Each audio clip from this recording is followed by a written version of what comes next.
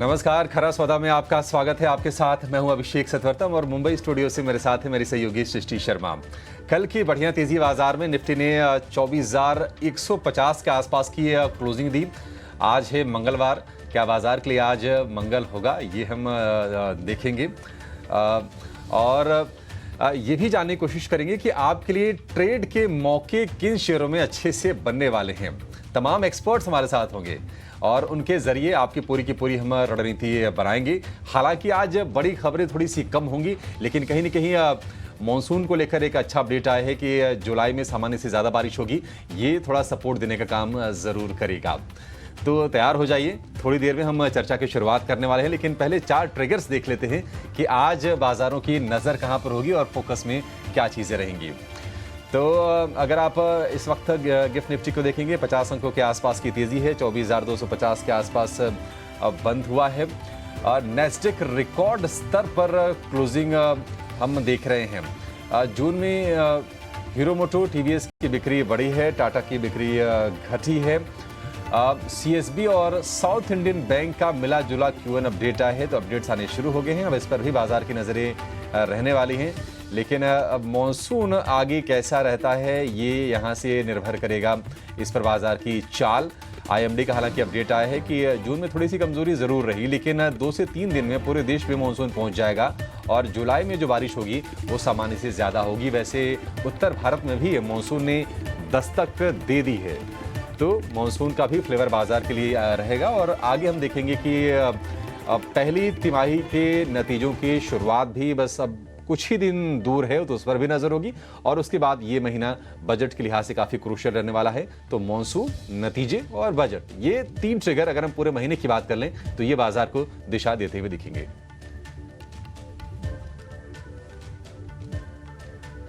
तो चलिए, ये तो ट्रिगर्स की बात हो गई जो कि भारतीय बाजारों के लिए अहम रहेंगे। आज फिर से एक पॉजिटिव शुरुआत की तैयारी कर रहे हैं। हालांकि फिलहाल अभी तक जो है गिफ्ट निफ्टी तो वैसे ही संकेत दे रहा है, पर आइए सबसे पहले समझ लेते हैं कि ग्लोबल बाजारों से क्या कुछ संकेत है, किस तरीके का डेटा बिल्डअप वहां पे होते हुए दिखा है। And Abhishek, good morning. आपसे समझना चाहेंगे ग्लोबल बाजार कल यूएस मार्केट्स किस तरीके की चाल दिखाई और क्या कोई कमोडिटी मार्केट में भी एक्शन होते हुए दिखा? सृष्टि, अगर हम यूएस की बात करें तो वहां पर देखिए जो आईटी स्टॉक्स हैं, जो सेमीकंडक्टर स्टॉक्स हैं, वो नस्डेक को कहीं ना कहीं सहारा देते हुए दिखे हैं। माइक्रोसॉफ्ट, एप्पल, एनवीडिया, ये तमाम शेयर कल तेज रहे और उसके चलते हमने नस्डेक में अच्छी क्लोजिंग देखी है।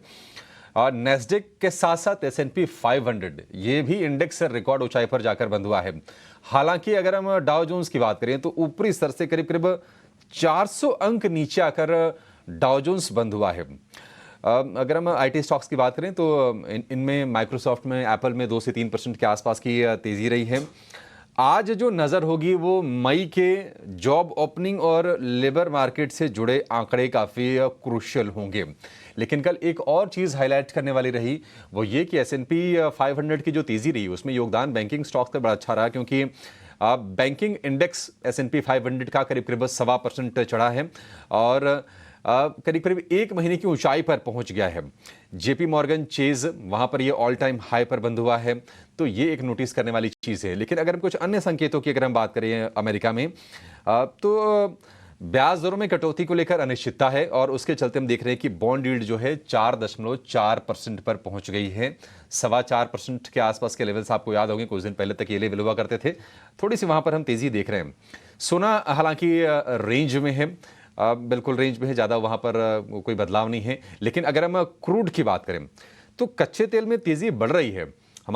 हम जो एक रेंज, कंफर्ट रेंज मान के चल रहे थे कि $80 से $85 का रेंज रहेगा, उस रेंज को पार करके अब हम देख रहे हैं कि $87 के आसपास का कच्चा तेल है, 1.5% के आसपास की तेज़ी है। अमेरिका में गैसोलीन की मांग यानी कि पेट्रोल की मांग बढ़ने का अनुमान है और उसके चलते हम देख रहे हैं कि क्रूड में ये तेज़ी हो रही है। डॉलर इंडेक्स 105.8 पर है, ज़्यादा चेंजेस नहीं है, 106 के आसपास का ही है। बॉन्ड यील्ड भी 4.4 पर है। क्रूड ज़रूर 85 से बढ़कर अब 87 के आसपास है, तो ये एक थोड़ा सा नोटिस करने वाला फैक्टर होगा। और आज इसके चलते घरेलू बाजार में OMC स्टॉक्स ये फोकस में रहेंगे, जो एक्सप्लोरेशन वाले जो शेयर होते हैं वो फोकस में रहेंगे। तो ये ट्रिगर्स हैं। एशियाई बाज़ारों में ज़्यादातर बाजार आप देखेंगे कि ऊपर ही कारोबार कर रहे हैं, क्योंकि गिफ्ट निफ्टी भी 50 अंक ऊपर है, 24,250 के आसपास है। इसके अलावा जापान और हांगकांग के बाजार भी आधे % ऊपर कारोबार कर रहे हैं। तो कल की बढ़िया क्लोजिंग, आज गिफ्ट निफ्टी से भी संकेत ठीक ठाक हैं और अमेरिकी बाजारों से भी हम संकेत कहेंगे कि ठीक ठाक ही हैं। बस ये रहा कि डाउ में जो तेजी सस्टेन करनी चाहिए थी वो सस्टेन हुई नहीं, ऊपर से काफी नीचे आकर डाउ जोन्स बंद हुआ कल।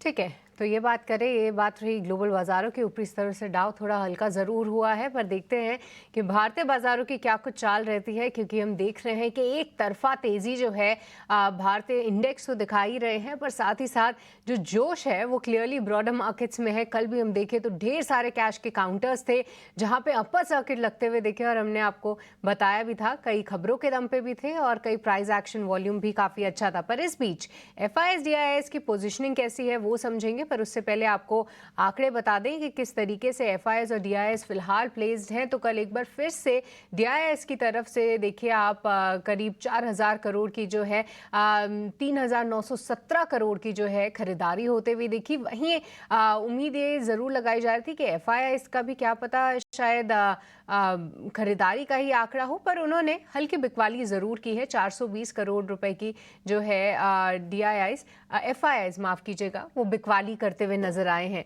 पर ऐसे में किस तरीके से वो पोजीशन है ये भी समझेंगे, डेटा के दम पे आपको ये भी बताएंगे कि निफ्टी और बैंक निफ्टी के लिए क्या कुछ लेवल्स जो हैं वो है इम्पॉर्टेंट। और आइए इसके लिए चलते हैं डिम्पी के पास। Dimpy, good morning. सबसे पहले तो आपसे FIS DIS की पोजीशनिंग ही समझना चाहेंगे, क्या रीड किया जाए इन आंकड़ों से, FNO स्पेस में क्या कुछ बदलाव हुआ है, क्या पोजीशनिंग है सभी पार्टिसिपेंट्स की? देखिए, जैसे कल मार्केट जब ट्रेड कर रहा था तब भी हमने ये बात आपके सामने नोटिस कराई थी कि हमको देख के ऐसा लगता नहीं कि FIS का पार्टिसिपेशन थोड़ा कम होगा। वजह आपको बताता हूँ, FIS जब भी करेगा, कुछ भी करेगा, मान लो आपको ना एक बेसिक सी चीज़ पकड़ लेनी है। ये मैं आपको आज का प्रिंसिपल एक गूढ़ रहस्य बता रहा हूँ, आप कई साल में लग सकते हैं, महीने भी लग सकते हैं इसको समझने में। मैं आपको वन लाइन में बता देता हूँ। आप ना पहले 5 काउंटर्स को पकड़ लो और साथ में इंडेक्स को चेक कर लो। अगर पहले 5 से 10 काउंटर्स के अंदर पोजीशनिंग कॉन्ट्रैक्ट हुई है, यानी कि अनवाइंडिंग हुआ है, थोड़ा बहुत शॉर्टिंग तो फिर भी कम, अनवाइंडिंग हुआ है और थोड़ा बहुत इंडेक्स ऊपर नीचे आया है, तो समझ लेना FIS का नंबर नेगेटिव आएगा। कैश में भले कितनी खरीदारी क्यों ना हो, लेकिन at the very last long position, short positions की ज़्यादा इंपॉर्टेंस होती है, वो आपका घटता हुआ आएगा। ये आप मेहनत ना कीजिएगा, आपके बिना मेहनत के ही मैंने कई महीनों का अपना एक्सपीरियंस और बैक टेस्टिंग का तरीका आपको बता दिया। दूसरा पॉइंट, तो कल यही मार्केट को देखने पर हमने ये बात आपके सामने रखी थी कि हमको लगता नहीं कि नंबर्स कम होंगे। नंबर कम नहीं हुए, 82% पे जस्ट के तस हैं। एक्चुअली में 82.6 है, वो हम इसको राउंड ऑफ कर देते हैं, इसलिए 82% पे लॉन्ग पोजीशंस हैं। आते हैं रिटेल की लॉन्ग पोजीशंस पे। रिटेल के पास करीब 34% का लॉन्ग पोजीशंस है, कोई चेंजेस नहीं है, सिर्फ आधा % का ऊपर नीचे हुआ है, वो ज़्यादा मैटर नहीं करता। 38% DIs के पास लॉन्ग पोजीशंस हैं, कोई चेंजेस नहीं हुए, जस्ट के 10 पोजीशंस हैं। तो अगर आप कल देखेंगे तो मार्केट के अंदर कल वैसे देखा जाए तो कोई बड़ी पोजीशन नहीं बनी है। FIs की तरफ से, रिटेल की तरफ से, DIs की तरफ से कोई बड़ी पोजीशन घटी भी नहीं है। इसलिए मैंने कल आपसे बात ये रखी थी कि 200 पॉइंट के दायरे के बीच में बाजार रहेगा। एग्जैक्टली आप वही चेक कर रहे होंगे। 131 पॉइंट निफ्टी के अंदर दिखे कल, ये 200 के लेवल को पार ही नहीं कर पा, नहीं तो इसके पास क्या दिक्कत है। 24,000 का इंडेक्स से 200 पॉइंट होते क्या है इसके लिए, कुछ भी नहीं होते। और इसमें including gap up, gap down, सब कुछ इंक्लूड था। तो अभी भी आज मेरे को भी ऐसा लगता है जो आपको ऊपर 45 पॉइंट दिख रहे हैं ना, ये कोई बहुत बड़ी तेज़ी का सूचक नहीं है। देखिए, बहुत बड़ी तेज़ी ना एक राउंड की आ चुकी है। अब बोलेंगे सर हमने तो नहीं कमाया, सर वो गलती है आपकी। आपने अगर नहीं कमाया, कईयों से नहीं कमाया, हम भी डिप की वेट करते रहे। मैं आपको सही में बताऊं, अगर आप मेरे से पूछेंगे तो ये जो बैंक निफ्टी के 3,000 पॉइंट आए हैं लास्ट के, और बैंक निफ्टी के करीब करीब 500 पॉइंट आए हैं लास्ट के 23,800 से, ये हमारा भी मिस है। इसमें हम भी डिप की वेट करते रहे, लेकिन मार्केट ने देखा नहीं, डिप दिया ही नहीं। हम तो रिस्क रिवॉर्ड के हिसाब से देखते रहे, लेकिन मार्केट ने डिप दिया ही नहीं। तो फिलहाल कुल मिला के जो पोजीशनिंग है एफआईज की, डीआईज की, रिटेल की, वो ये अलाउ नहीं करती है कि आप मार्केट से थोड़ा बाहर रहें, लेकिन वो ये भी अलाउ नहीं करती है कि मार्केट के अंदर कूद कूद के आप बहुत बड़े लेवल के साथ बहुत बड़ी तेज़ी के लिए वापस से पैसा लगाएं बाजार के अंदर। तो इसलिए दोनों ही चीज़ें मार्केट के अंदर एक साइडवेज आपस का टकराव जिसे कहते हैं ना, आपस की शक्तियां दोनों लड़ रही हैं और फिलहाल कोई नतीजा नहीं निकलने जा रहा। कुछ मैं तो वैसा ही रीड कर रहा हूँ। एक अच्छी चीज़ मैं आपको एफआईज के बीच में बता देता हूँ, ये जैसे जैसे दिन आपके कटते जाएंगे और जितना आप अर्निंग्स से क्लोज आएंगे और जितना बजट के करीब आ जाएंगे ना, ये उतना अच्छा हो जाएगा। ये जो आज 2 तारीख से 22 तारीख का जो डिफरेंस है ना, 20 दिन, ये बाज़ार को अपने आप को संभालना, अगर ये संभाल गया तो और विनर बनेगा, अगर नहीं संभाला तो एक छोटा सा डिप ज़रूर क्रिएट करेगा। ध्यान रखा जाए, आप जून की सीरीज़ बहुत अच्छी काट के आए हैं, जुलाई की सीरीज़ भी अच्छी कट सकती है। कई बार ये प्रूव हुआ डाटा के अंदर कि एक मंथ अच्छा गया है, सेकंड मंथ खराब जाएगा, ऐसा नहीं होता। सेकंड मंथ भी बैक टू बैक अच्छा जा सकता है, बट हाँ थोड़ी वेलोसिटी, थोड़ी स्पीड कम हो सकती है। 8% की जगह 3% हो सकते हो, ठीक, बट उसके लिए अच्छे ट्रिगर्स चाहिए। अर्निंग्स कम से कम पहले कुछ ठीक आएँ और तब तक बजट का पूरी खुमारी भी मार्केट्स पे चढ़ जाए। तो फिलहाल ये एफआईज और डीआईज का नंबर्स का मोटा मोटी भावनाएं हैं जो मैंने आपके सामने रखी। भाव तो आप स्क्रीन पर देख ही रहे हो। ठीक है, तो ये एफआई डीआईज के संकेत हो गए। लेकिन अगर हम निफ्टी की बात करें तो आईटी स्टॉक्स फॉर्म लौटते हुए दिख रहे हैं। टीसीएस भी बॉटमिंग आउट के पूरा संकेत दे रहा है और कल हमने देखा भी कि टेक महिंद्रा, विप्रो, टीसीएस, इन्फोसिस, ये तमाम शेयर निफ्टी को मजबूत कर रहे थे और लगातार तीसरे सत्र में निफ्टी 24,000 के ऊपर की हमने क्लोजिंग देखी है। मोमेंटम क्या आपको लगता है कि ये बरकरार रहेगा, आगे इसी तरह से बाजार चलता रहेगा? और जो नए ट्रेडर जो कहीं ना कहीं किनारे बैठ के शायद मौका मिस कर गए, वो कब एंट्री करें, उनके लिए एंट्री पॉइंट क्या होगा? अब आप देखिए, आपने अभी आईटी का जिक्र किया, हमने कई दिनों से आपको आईटी के बारे में बता रहे हैं कि अगर बैंक यहाँ पे आके रुकेंगे या एक राउंड की तेज़ी पूरी हो गई तो दूसरे राउंड के लिए कोई बड़ा प्लेयर तो चाहिए होगा ना। आप मेरे को ढूंढ के बताइए बाजार में आईटी के अलावा किसके पास इतनी बड़ी वेटेज है जो बाजार को इस चरण पे आके भी खींचने की हिम्मत रखता हो। क्या वो शूज़ वाले सेगमेंट खींचेंगे? बिल्कुल भी नहीं, उनकी तो वैल्यू क्या 1% भी नहीं है टोटल। क्या वो एग्रीकल्चर वाले शेयर्स खींचेंगे? बिल्कुल नहीं खींच सकते, उनकी तो 3% वैल्यू भी नहीं होगी टोटल मार्केट के अंदर।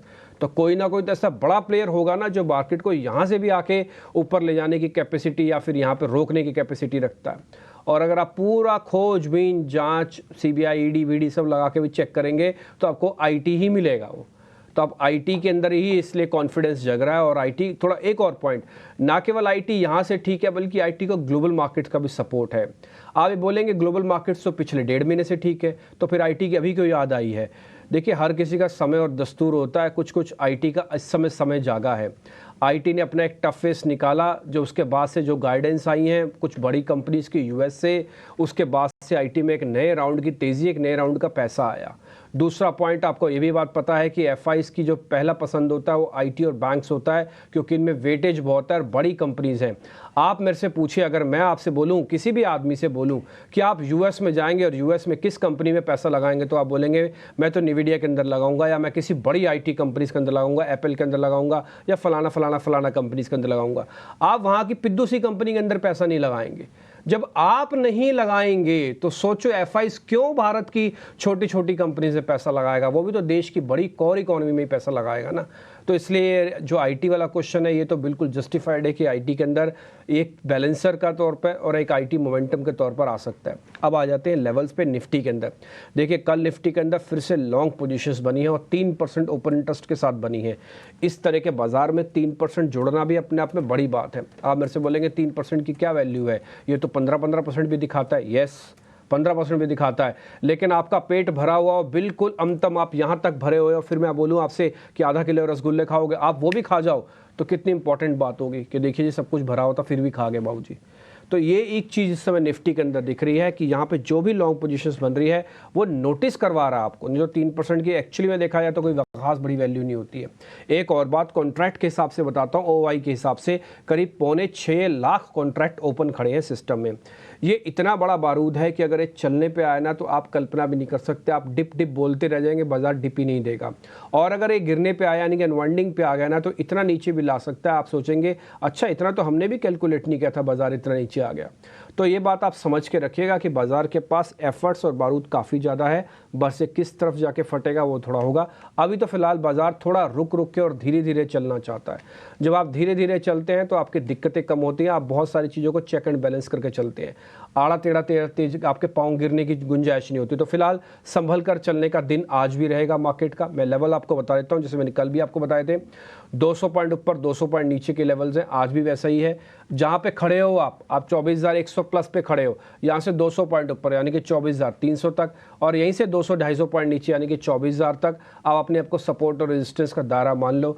आपको इसके अंदर ट्रेड करना आता है तो ठीक है, नहीं आता तो छोड़ दो, नहीं आता तो आप इसको लीव कर जाओ। दूसरा पॉइंट, इंडेक्स से बजाय आप अगर स्टॉक्स चुन लोगे तो थोड़ा ज़्यादा बेहतर होगा। दूसरे पॉइंट, इंडेक्स में आपको 800-800 पॉइंट बैंक निफ्टी नहीं चलेगा, बैंक निफ्टी चलेगा 200-300 पॉइंट, निफ्टी चलेगा 100 पॉइंट, ऐसी आदत डाल लो। अगला क्वेश्चन अगर आप पूछने जा रहे थे कि शॉर्ट वाले क्या करें, शॉर्ट वाले कल भी मना किए थे, परसों भी मना किए थे, 1 महीने से लगातार मना कर रहे हैं, आज भी मना कर रहे हैं, शॉर्ट मत करो।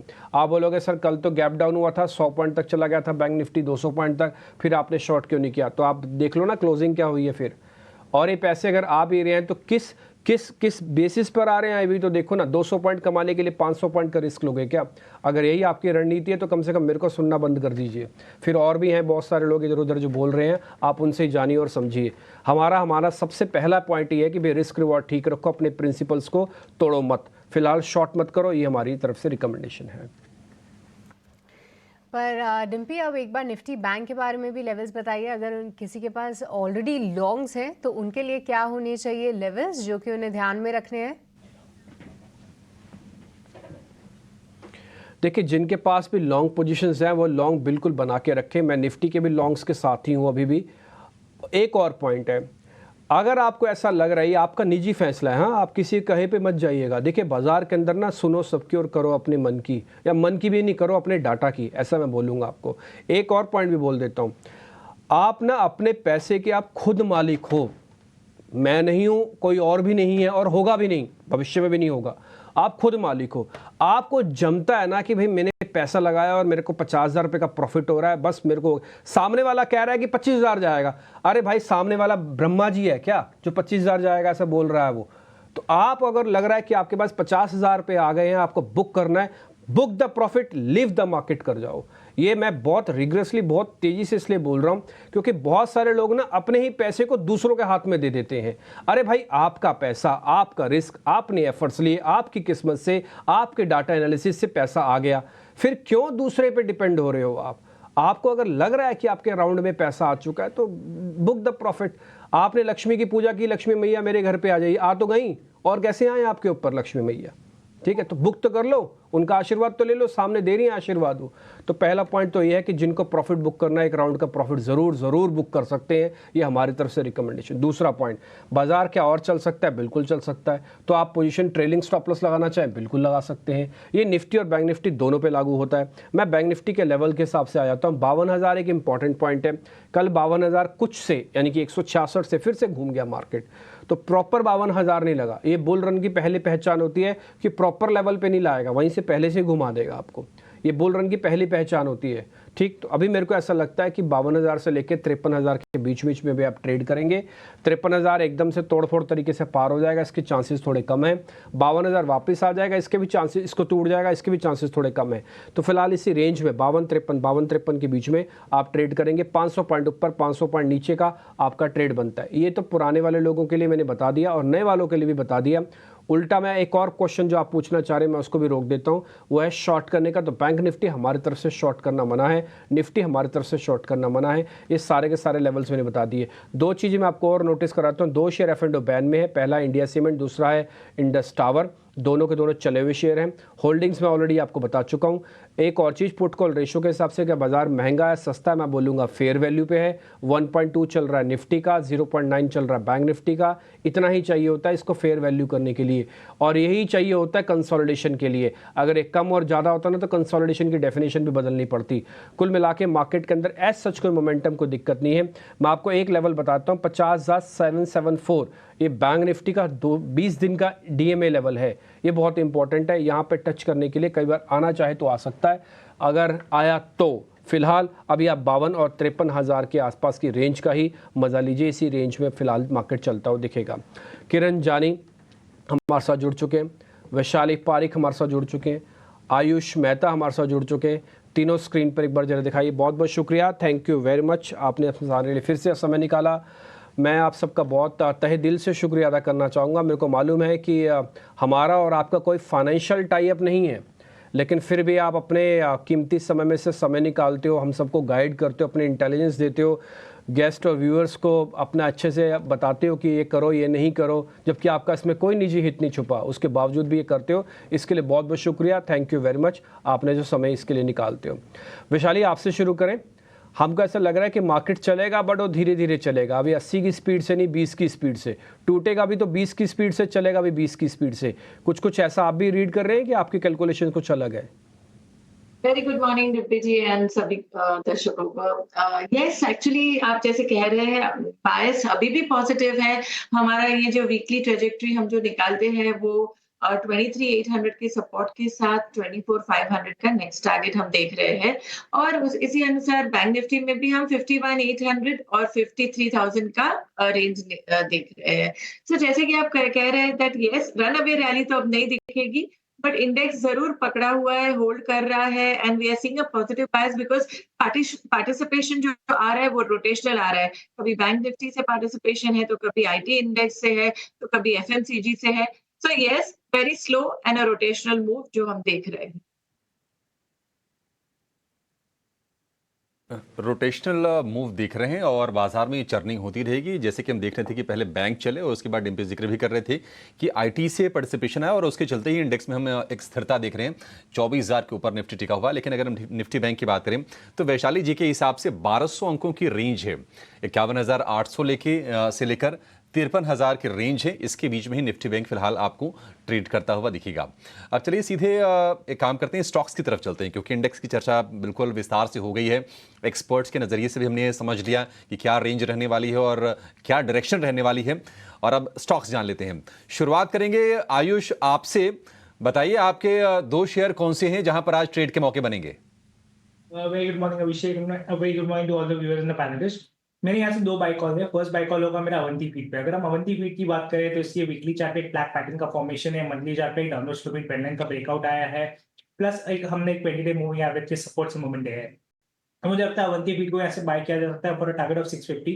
यहाँ पे जो आपको स्टॉप लॉस मेंटेन करना है वो 604 रुपीज का रहेगा। सेकंड स्टॉक मुझे जो अच्छा लग रहा है वो है बीएलएस इंटरनेशनल का। अगर हम बीएलएस इंटरनेशनल की बात करें तो इसकी मंथली में लाइन चार्ट पे एक डबल बॉटम फॉर्मेशन है, उसका ब्रेकआउट ऑलरेडी आ चुका है। वीकली चार्ट पे कम एंड हैंडल का फॉर्मेशन है। प्लस अगर हम इसकी डेली चार्ट पे जो ब्रेकआउट हुआ है, एक पॉजिटिव आरएसआई क्रॉसओवर और वॉल्यूम के साथ हुआ है, तो मुझे लगता है बीएलएस इंटरनेशनल को ऐसे बाय किया जा सकता है फॉर टारगेट ऑफ 390। यहाँ पे जो आपको स्टॉप लॉस मेंटेन करना है वो 364 रुपीज का रहेगा। तो ये दो कॉल्स आयुष की तरफ से, बीएलएस इंटरनेशनल यहाँ पे रखनी है आपको नज़र, और साथ ही अवंती फीड्स, दोनों ही ब्रॉडर मार्केट्स के स्टॉक्स आयुष पे है, आयुष की है इन पे नज़र। Kiran ji very good morning, आपसे समझना चाहेंगे आज आपकी कहाँ पे हैं स्टॉक कॉल्स? क्या आप भी कैश सेगमेंट के काउंटर्स पे जाना चाहेंगे या कोई लार्ज कैप्स पे भी नज़र है आपकी? सो मिक्स है। Very good morning hello. और फर्स्ट ऑफ ऑल तो सो ओवरऑल आज का अगर हम मार्केट देखें तो कहीं ना कहीं स्टॉक स्पेसिफिक और सेक्टर स्पेसिफिक रहेगा। सो दो सेक्टर है जो हम लास्ट वीक से कंटिन्यू बाई नजरिया रख रहे हैं। एक है हमारा केमिकल या तो फर्टिलाइजर स्टॉक्स का एक सेक्टर है, या तो और दूसरा सेक्टर जो है वो फार्मा के है। तो दोनों के अंदर से हमने पिक लिया हुआ है आरती इंडस्ट्री। हालांकि ये हम 650 से दे रहे हैं, 700 के ऊपर स्टॉक प्राइस पहुंच चुका है। डेरिवेटिव्स के अंदर आप देखोगे तो कहीं ना कहीं लॉन्ग बीटा हमें देखने को मिल रहा है।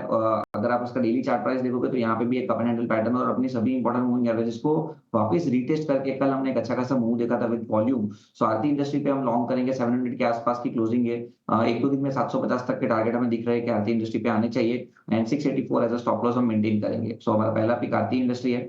सेकंड पिक जो है वो फार्मा के अंदर से। फार्मा के अंदर हम देख रहे हैं कि वापस स्लोली एंड ग्रेजुअली अपने कंसोलिडेशन फेज से, या तो जो भी रिसेंटली प्राइस करेक्शन आया था वहां से स्टॉक रिबाउंड कर रहे हैं। तो लुपिन हमारा प्रेफर्ड पिक रहेगा। रीजन बीइंग 100 दिन की मूविंग एवरेज के नीचे कंसोलिडेट हुआ, अब वापस वो 100 डेज मूविंग एवरेज के ऊपर है। नंबर 1 नंबर 2 डेली चार्ट के ऊपर आप देखोगे तो राउंडिंग बॉटम पैटर्न ब्रेकआउट है।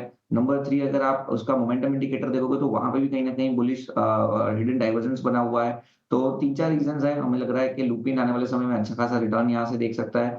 तो 1610, 1615 के आसपास की क्लोजिंग है, हम लॉन्ग करके जाएँगे लुपिन।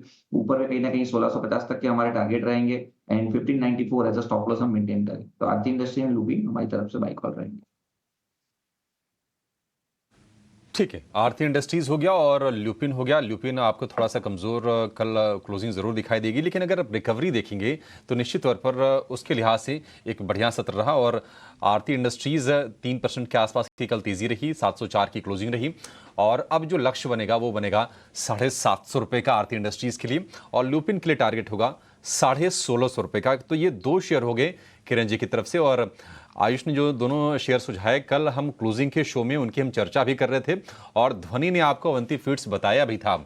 तो उस पर आज फिर से मुहर लग गई है कि ये शेयर तेजी दिखाने के लिए तैयार हैं और आप मौके लपकने के लिए तैयार रहिए इन शेयरों में। चलिए वैशाली जी के पास चलेंगे। वैशाली जी, आपका कन्विक्शन कहां पर है? आप क्या सजेस्ट करेंगी, क्या खरीदना है? कैश कैटेगरी में मैं स्किपर रेकमेंड कर रही हूँ। 360 का रेट है और वॉल्यूम में भी पिकअप है और लग रहा है that yes it's ready for a new round of momentum. So 345 के स्टॉप लॉस के साथ 390 का एक ट्रेडिंग टारगेट रहेगा। और दूसरा मैं बिरला सॉफ्ट चूज कर रही हूँ because Birla soft also I think very good potential upside, ये पोजिशनल ट्रेड रहेगा। 690 के स्टॉप लॉस के साथ 750 का।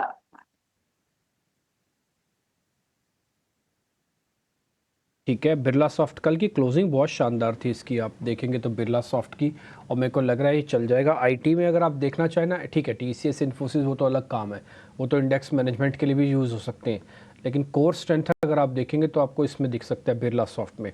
तो दूसरा शेयर है विशाली जी का, वो है स्किपर, कैश स्टॉक है ये बढ़िया चलता है जब भी चलता है, और ट्रेडर्स का फैंसी काउंटर मैं बोलूँगा आता है, जब ये चलता है तो ये सबको नोटिस भी करवाता है स्किपर इंडिया। तो ये एक शेयर हो गया विशाली की तरफ से। और किरण जी ने जो दिया है वो है आरती इंडस्ट्रीज़। किरण जी थोड़ा सा केमिकल कम इस तरह के शेयर्स आपको अच्छे देते हैं, आपको ध्यान होगा यूपीएल भी इन्होंने दिया था, फिर बाद में मैंने इनसे एसआरएफ करके भी पूछा था तो उन्होंने उसके बारे में बताया था, 2-3 दिन पुरानी बात है। और ल्यूपिन भी है, थोड़ा सेफ्टी वाला शेयर है ये। इसके अलावा आयुष ने कहा है वो तो बिल्कुल ट्रेंडिंग स्टॉक्स है एक्चुअली मार्केट के। अवंती फीड्स कल डेज हाई पे बंद हुआ, आपको मैंने कल इसके बारे में नोटिस भी कराया था कि नया मंत्रालय, नए मिनिस्टर, सब कुछ नया और सरकार का पूरा पॉलिसी इम्पैक्ट आ सकता है। अवंती फीड्स इसका बेनिफिश होगा फूड प्रोसेसिंग का। और एक BLS इंटरनेशनल का ब्रेकआउट हुआ है एक्चुअली में कल, और ये आयुष ने इसको अच्छे से पकड़ के आपको बता दिया। तो 3 मेहमान, 6 कॉल्स, अलग अलग नेचर की, अलग अलग टेस्ट की, लेकिन कुल मिला के आपके सब के सब काम आने वाली हैं, आप अच्छे से नोटिस कर लीजिएगा। अब 2 मैं अपने सहयोगियों को भी अपने साथ जोड़ रहा हूँ। पहले हैं आशीषा जो आपको बिजनेस अपडेट्स बताएंगी, क्योंकि बिजनेस अपडेट्स आना शुरू हो गए हैं कई सारी कंपनीज के। और शरद को भी अपने साथ जोड़ लेता हूँ, शरद आपको बताएंगे खबरों वाले शेयर्स। ये दोनों हमारे इनपुट हैं, पहले इन दोनों को हम जरा अच्छे से समझ लेते हैं और उसके बाद फिर इस पर एनालिसिस भी करेंगे। बहुत बहुत शुक्रिया आप दोनों का, बहुत मेहनत करते हैं आप। आशीषा, आप सुबह सुबह आप कितने बजे उठ जाती हैं आप? सर 5 बजे उठना पड़ता है। 5 बजे उठना पड़ता है, और मेरे को लगता है शरद भी कुछ ऐसे ही है। शरद, आप भी 5 बजे उठ जाती है सुबह? और मैं थोड़ा सा और जल्दी उठता क्योंकि काम और ज़्यादा रहता है सुबह करने में। अरे और थोड़ा जल्दी, तो आप देखो 8:30 बज चुकी है, अगर 4:30 बजे भी उठते हो तो 50% ऑफ जॉब इज़ डन। लेकिन उसके बाद अभी तो बाज़ार नहीं खुला, तो आपका आधा काम देखो कितना जल्दी सुबह होता है। तो आप दोनों की मेहनत बहुत ज़्यादा है और मैं समझता भी हूँ, क्योंकि मैं खुद कई बार रिसर्च में सुबह जल्दी उठ के काम करता रहा। तो आशीषा, पहले आपसे शुरू करें, पहले आप बिजनेस अपडेट बताओगे, पहले आप बता दो, फिर हम स्टॉक्स एंड न्यूज़ बाद में चेक करते हैं। गुड मॉर्निंग से शुरुआत करते हैं। कई सारे ऑपरेशनल अपडेट्स आए कल बाजार बंद होने के बाद। सबसे पहले NMDC की बात करते हैं। ऑपरेशनल अपडेट्स अनुमान के मुताबिक आए हैं। जून महीने के आउटपुट की बात करें तो 3.73 मिलियन टन्स के आसपास आया है। ईयर ऑन ईयर बेसिस पर 9% का डिक्लाइन है, लेकिन अनुमान के मुताबिक नतीजे दिखे। इसके अलावा कई सारी बैंकिंग कंपनीज के भी ऑपरेशनल अपडेट्स आए। सबसे पहले CSB बैंक, जहां पर मिले जुले ऑपरेशनल अपडेट्स रहे। डिपॉजिट्स में 22% का ग्रोथ दिखाई दिया ईयर ऑन ईयर बेसिस पर। लेकिन ग्रॉस एडवांसेस की बात करें तो यहाँ पर 18% का ग्रोथ था ईयर ऑन ईयर बेसिस पर। डिपॉजिट ग्रोथ 22% पे काफ़ी अच्छा था, लेकिन कासा में थोड़ा सा डिक्लाइन दिखा, जिसके चलते नतीजे मिले जुले दिखे। इसके अलावा साउथ इंडियन बैंक यहाँ पर ऑपरेशनल डेटा थोड़ा सा कमज़ोर था। एडवांसेस में 11.5% का ग्रोथ दिखा और डिपॉजिट्स में करीब 8.5% का ग्रोथ दिखा। इसके अलावा कल कई कंपनियों के ऑटो सेल्स डेटा भी आए थे। कुछ कंपनियों ने अपने ऑटो सेल्स का डेटा मार्केट आवर्स के बाद दिया। सबसे पहले टाटा मोटर्स, जहां पर अनुमान से कमज़ोर ऑटो सेल्स का डेटा रहा जून के महीने का। पीवी सेल्स में करीब 8% का डिक्लाइन दिखा और कमर्शियल व्हीकल सेल्स में भी करीब 7% की घटौती ईयर ऑन ईयर बेसिस पर दिखी। इसके अलावा आयशर मोटर्स यहाँ पर नतीजे अनुमान से स्ट्रॉन्ग का डिक्लाइन दिखा ईयर ऑन ईयर बेसिस पर, लेकिन अनुमान से कंपेयर करें तो काफ़ी अच्छे नतीजे रहे आयशर मोटर्स के। टीवीएस मोटर्स के नतीजे थोड़े से कमज़ोर रहे। सेल्स में 5% की इम्प्रूवमेंट दिखी ईयर ऑन ईयर बेसिस पर, लेकिन अनुमान से कमज़ोर दिखे। और लास्ट में जेटीएल इंडस्ट्रीज़ की बात करते हैं, यहाँ पर भी थोड़ी सी कमज़ोरी दिखी। 10% का ग्रोथ दिखाई दिया for the full quarter 1 FY25 के लिए, लेकिन अनुमान से देखें तो इनलाइन या थोड़े से कमज़ोर रहे, लेकिन ईयर ऑन ईयर बेसिस पर 10% का ग्रोथ दिखा। तो कई सारे कंपनीज हैं जिसके ऑपरेशनल डेटा आया, जिसके चलते स्टॉक्स आज फोकस में रहेंगे।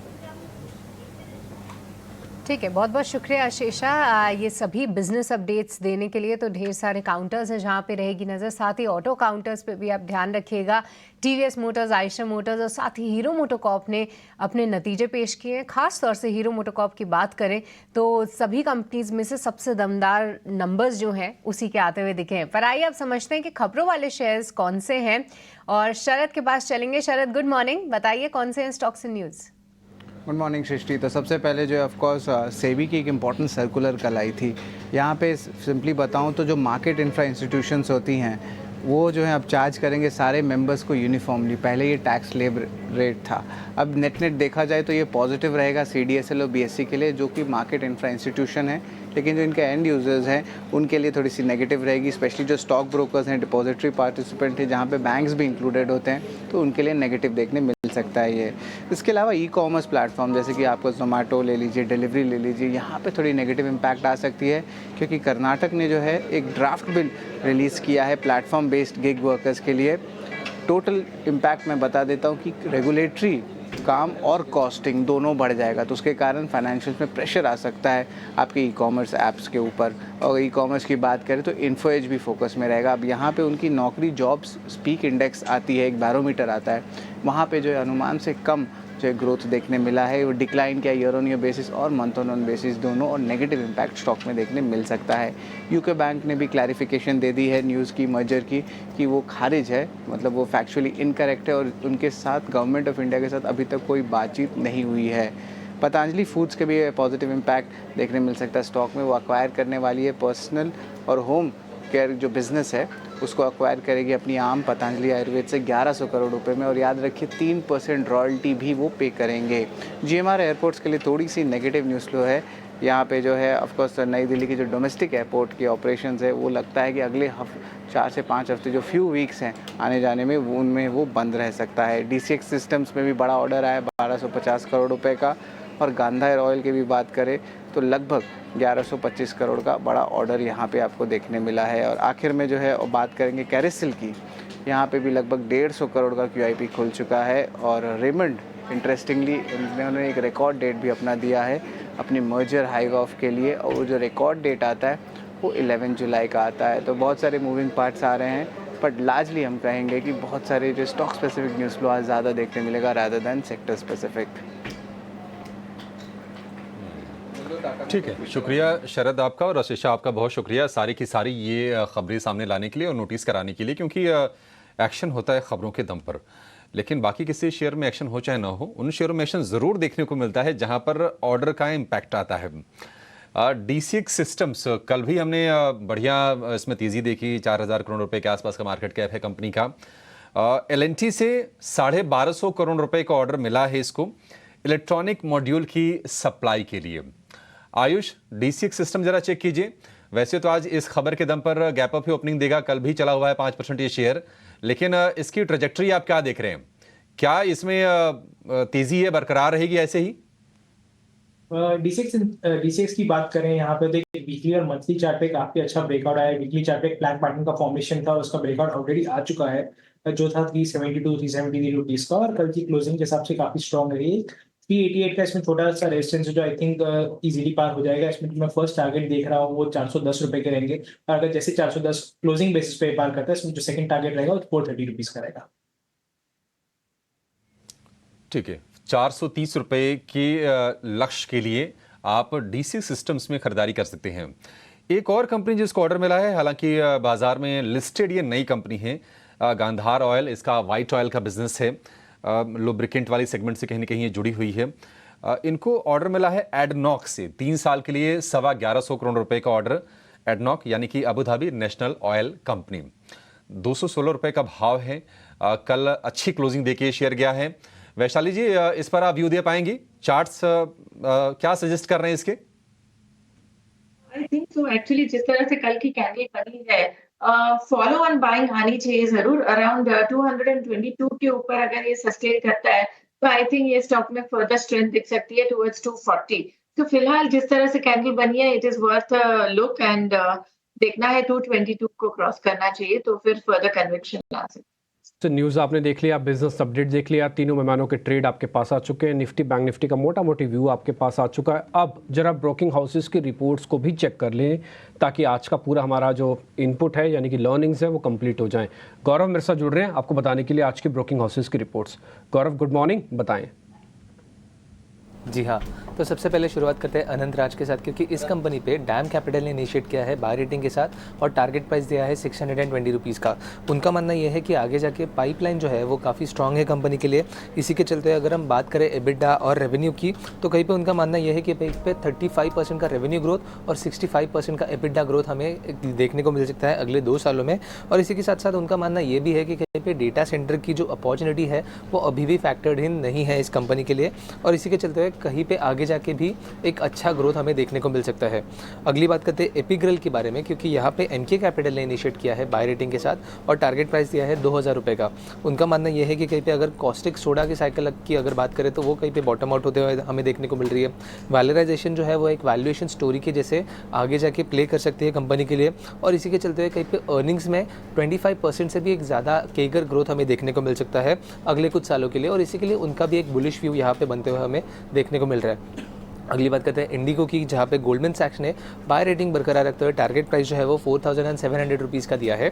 उनका मानना ये है कि कहीं पे नियर टर्म कॉस्ट प्रेशर जो है वो कहीं पे अभी भी है कंपनी में, बट अगर हम लॉन्ग टर्म स्टोरी की बात करें तो अभी भी इंटैक्ट है इंडिगो के लिए।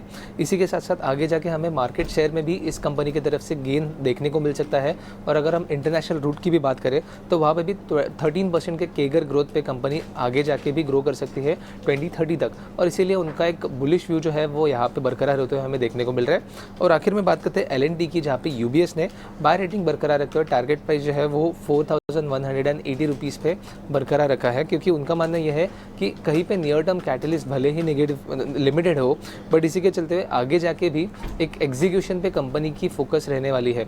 तो अगर हम बात करें न्यू ऑर्डर्स की तो वहाँ पे थोड़े ग्रोथ में स्लो डाउन हमें देखने को मिल सकती है, बट एग्जीक्यूशन जो है वो स्ट्रांग होने वाला है, और इसी के चलते हुए उनका एक बुलिश व्यू यहाँ पे भी बरकरार होते हुए हमें देखने को मिल रहा है। तो ब्रोकरेजेस की तरफ से ये सब स्टॉक्स पे हमारी नज़र बनी रहेगी, क्योंकि एक स्ट्रांग व्यू जो है वो हमें देखने को मिल रहा है।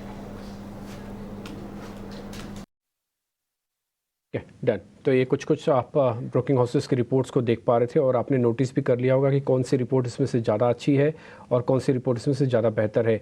एक काम करें, पहले मैं आज के 2 शेयर्स के बारे में आइडिया ले लूँ कि आज रिलायंस और HDFC क्या करने जा रहे हैं, फिर हम अलग अलग स्टॉक्स पे, खबरों पे, इन सब चीज़ों पे आना शुरू करेंगे। विशाली, आपसे शुरू कर रहा हूँ। रिलायंस और HDFC दोनों के बारे में बता दीजिए, क्योंकि ये दोनों ना इंजन है एक्चुअली में, ये जैसे चलेंगे वैसे ही मार्केट बिहेव करता है आजकल। तो रिलायंस और HDFC आज कैसे करेंगे काम, जरा बताइए। तो रिलायंस एक्चुअली ट्रेंड तो पॉजिटिव ही है। 3200 का एक रेजिस्टेंस है, तो ये लेवल पे वॉच करना है। अगर 3200 को क्रॉस करता है तो फिर I think we can expect another target 3350 का। बट HDFC बैंक आज के लिए पता नहीं, बट आई थिंक ट्रेंड तो अच्छा बन चुका है। आई थिंक एक नया राउंड स्ट्रेंथ भी दिख रही है। सो आई थिंक कल के लो से 1680 के लो के साथ आई थिंक ये स्टॉक जाना चाहिए दोबारा 1720 1730 तक। कुल मिला के आप ये कह रहे हैं कि दोनों के अंदर अभी भी कोर स्ट्रेंथ है, आप इन दोनों को होल्ड करके रखें। एक टेक्निकल लेवल मैं भी आपके साथ शेयर कर देता हूँ। 17-20 के लेवल पे एक बार HDFC पार हो गया तो फिर ये नए ब्रेकआउट भी हो जाएगा, ऐसा मोटा मोटी आप समझ सकते हैं, और फिर एक नई जर्नी की तरफ ये बढ़ भी सकता है। तो फिलहाल 17-20 जब तक पार नहीं होता एक बार इसको नोटिस ज़रूर कीजिएगा। आज गैप के साथ हो सकती है ओपनिंग हल्की फुल्की, लेकिन देखते हैं क्या होता है। तो दोनों पे विशाली ने अपनी अपनी रिकमेंडेशन दे दी है कि भाई ठीक है आप होल्ड करके रखो। आगे बढ़ें, एक दो शेयर के पास और आ जाए। मैं पहले थोड़ा ब्रेकआउट शेयर पूछ लेता हूं क्योंकि फिर मेरे सहयोगी दोनों आपसे खबरों और ब्रोकिंग हाउस वाले शेयर्स पता कर लेंगे। गल्फ ऑयल, आयुष आपने जैसे आज ट्रेंडिंग स्टॉक्स पकड़े हैं, आई होप आपने गल्फ ऑयल का शेयर भी देखा ही होगा।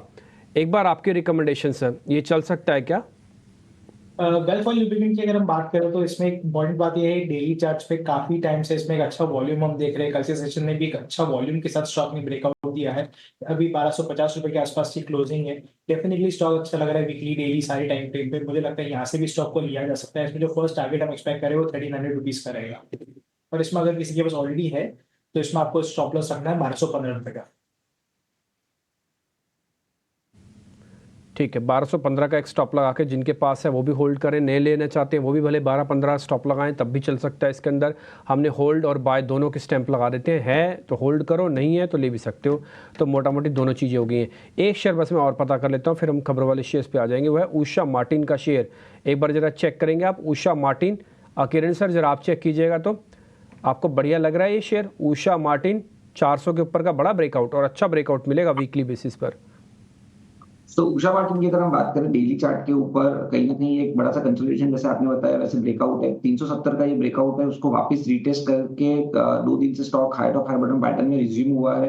मोमेंटम इंडिकेटर वापस बुलिश जोन के अंदर आ रहा है, तो कहीं ना कहीं डेफिनेटली यहाँ पे एक शॉर्ट टर्म ट्रेड लेना चाहिए। करंट मार्केट प्राइस से या कोई भी डिप आता है तो वहां पे आप लॉन्ग कीजिए। 370 का एक स्ट्रिक्ट स्टॉप लॉस रखिए, और जिस तरह के चार्ट पैटर्न है 450 तक के टारगेट हमें दिख रहे हैं उषा मार्टिन के ऊपर, तो डेफिनेटली लॉन्ग करना चाहिए।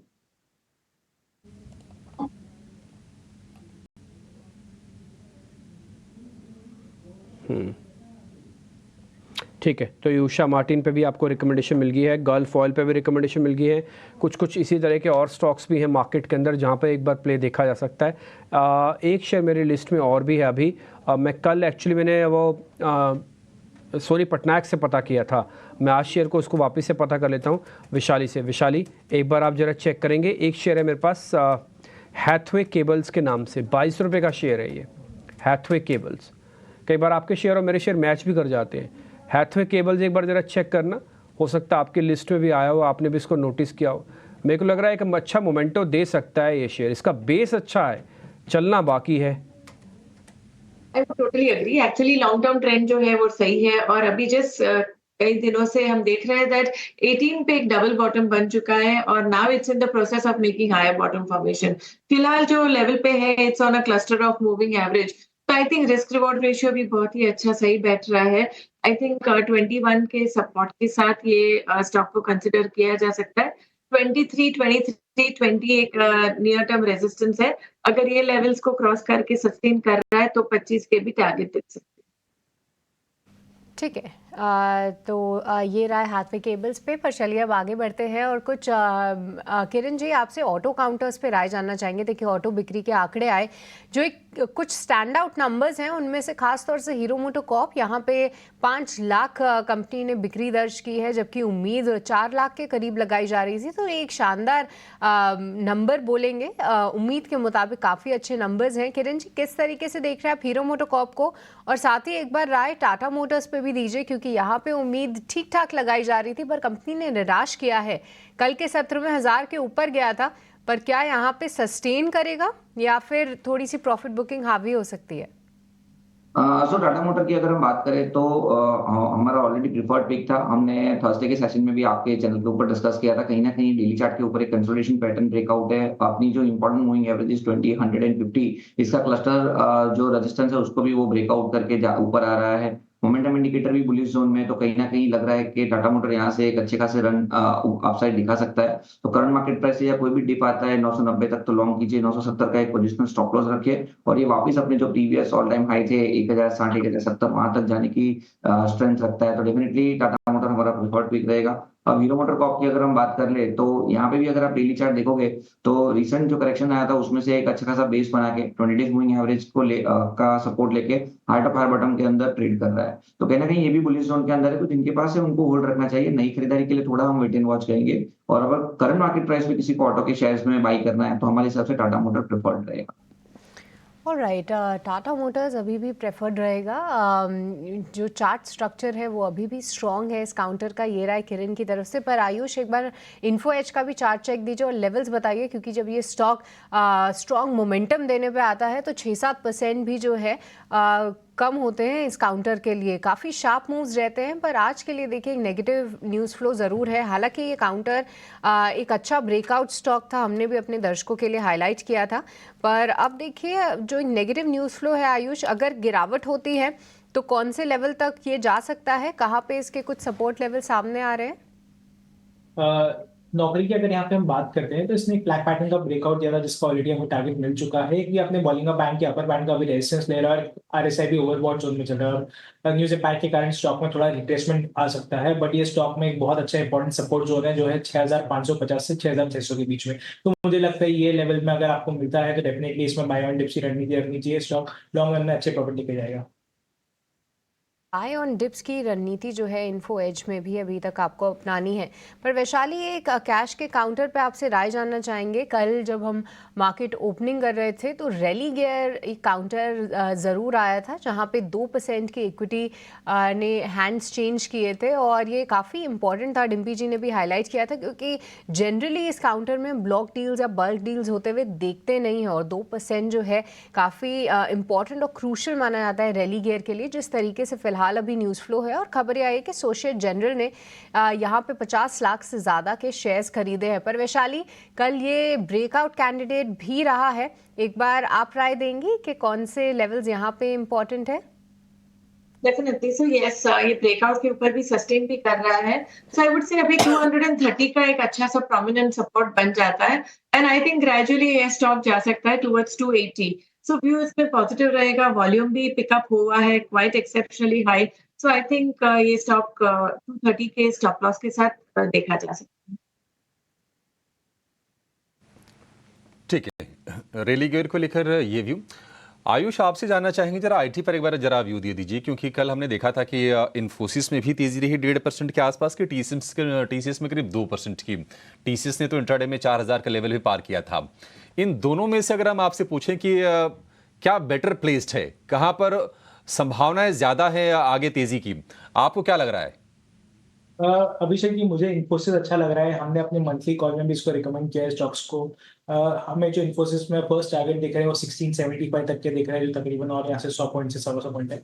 और जैसे 1675 का लेवल क्रॉस होगा, हम 1750 तक के लेवल्स भी देख सकते हैं। इसमें जो आपको स्टॉप लॉस रखना है वो 1560 का रहेगा। डेफिनेटली इन्फोसिस को यहाँ से लिया जा सकता है। ठीक है, इन्फोसिस को लेकर ज़्यादा पॉजिटिव हैं आयुष। अच्छा, एक खबर आई है मार्केट इंफ्रा इंस्टीट्यूशंस को लेकर सीबी ने एक आदेश दिया है, एक सर्कुलर जारी किया है। हालांकि ये सर्कुलर लागू होगा 1 अक्टूबर से। सीबी ने कहा है कि जो एक्सचेंजेस होते हैं या फिर डिपॉजिटरीज होते हैं जैसे कि बीएसई या फिर सीडीएसए, ये वॉल्यूम के आधार पर ब्रोकर्स को चार्ज ना करें, एक रूपता रखें, उसमें यूनिफॉर्मिटी होनी चाहिए। होता क्या है कि जो डिस्काउंट ब्रोकर्स होते हैं वो पता चला कि उनसे कम फीस ली जाती है और फिर वहाँ पर एफएनओ में वॉल्यूम ज़्यादा जनरेट होता है, और कहीं ना कहीं इसको कर्ब करने की कोशिश भी है सीबी की। आप ज़रा इसको लेकर बताइए वैशाली जी, क्या कोई इम्पैक्ट देख रही हैं आप बीएसई पर, सीडीएसएल पर? बीएसई को लेकर स्पेशली ज़रा बताइए, किस तरह की चाल देख रही हैं शेयर की? एक्चुअली फिलहाल जस्ट कंसोलिडेट ही कर रहा है। आई थिंक ये स्टॉक ट्रेंड ठीक ठाक है, 2500 का सपोर्ट है।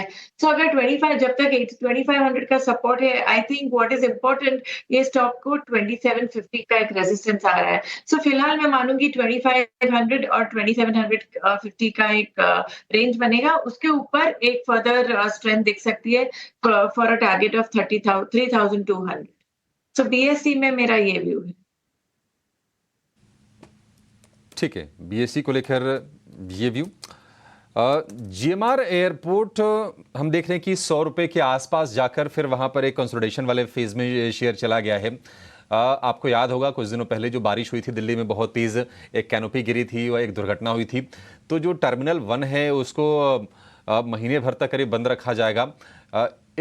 ये खबरें आ रही हैं। जीएमआर एयरपोर्ट, अगर हम शेयर की चाल की बात करें किरण जी, इसमें अगला ब्रेकआउट कब देख रहे हैं? कब ये शेयर चलना शुरू होगा, किस लेवल के बाद?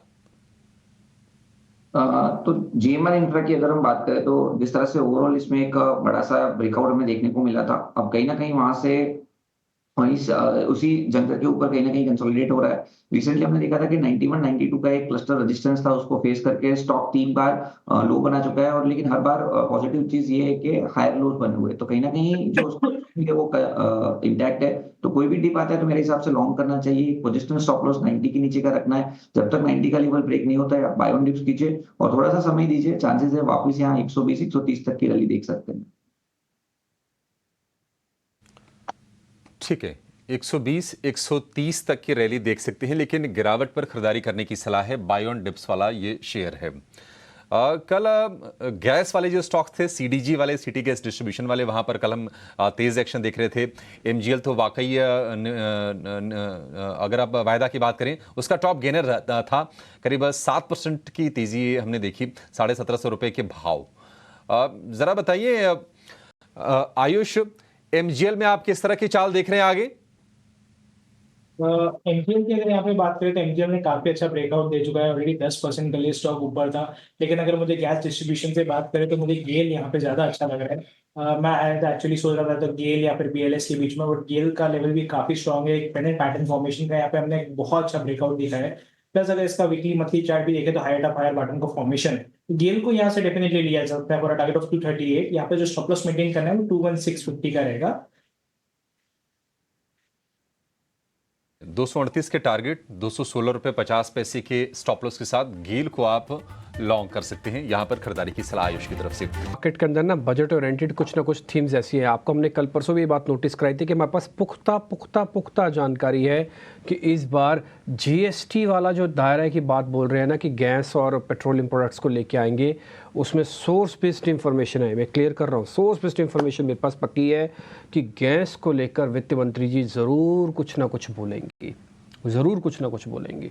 तो अगर ऐसा होता है तो आप देखिए एमजीएल, ना कोई गैस के दामों में बढ़ोतरी हुई है, ना कोई कटौती हुई है, ना सरकार की कोई पॉलिसीज़ है इसको लेकर अभी कोई मेगा चेंजेस करने की है, ना ही किसी बड़े मिनिस्टर ने कोई बयान दिया है। ये प्लेसमेंट है सिर्फ और सिर्फ, और ये एमजीएल 9% ऐसे नहीं चल जाता। गेल डेज हाई पे बंद नहीं हो सकता। गुजरात गैस, आईजीएल, आप सभी के सभी देखें। कल तो शिवांगी शारदा की एक कॉल थी मेरे पास और उन्होंने आईजीएल दिया था। एक और एक्सपर्ट्स थे, उन्होंने भी एक आईजीएल के बारे में रिकमेंडेशन दी थी। तो आप थोड़ा सतर्क रहिएगा। ये हो क्या रहा है ना, ये प्लेसमेंट इतनी फास्ट और इतनी बढ़िया तरीके से हो रही है ना कि मैं आपको बताऊँ क्या कि बहुत ही अच्छे तरीके से ये चल रही है सारी के सारी ट्रेड। तो बड़ा ही स्पेसिफिक रहिएगा। एक मैं आपको एक और शेयर के बारे में पता करता हूँ, वैशाली, उसको देख पाएंगे अच्छे से, कैश का स्टॉक है एक। वैशाली एक बार जरा पेन्नार इंडस्ट्रीज चेक करना। एक ये नया प्लांट लगा रहे हैं यूपी के अंदर, उत्तर प्रदेश के अंदर, और इसकी जो सालाना उत्पादन क्षमता है वो 36,000 मेट्रिक टन के है। तो पेन्नार इंडस्ट्रीज चेक कीजिए, भी ट्रेडर फैंसी है स्कीपर की तरह आपके। ये बीएसई स्टॉक है, राइट? यस।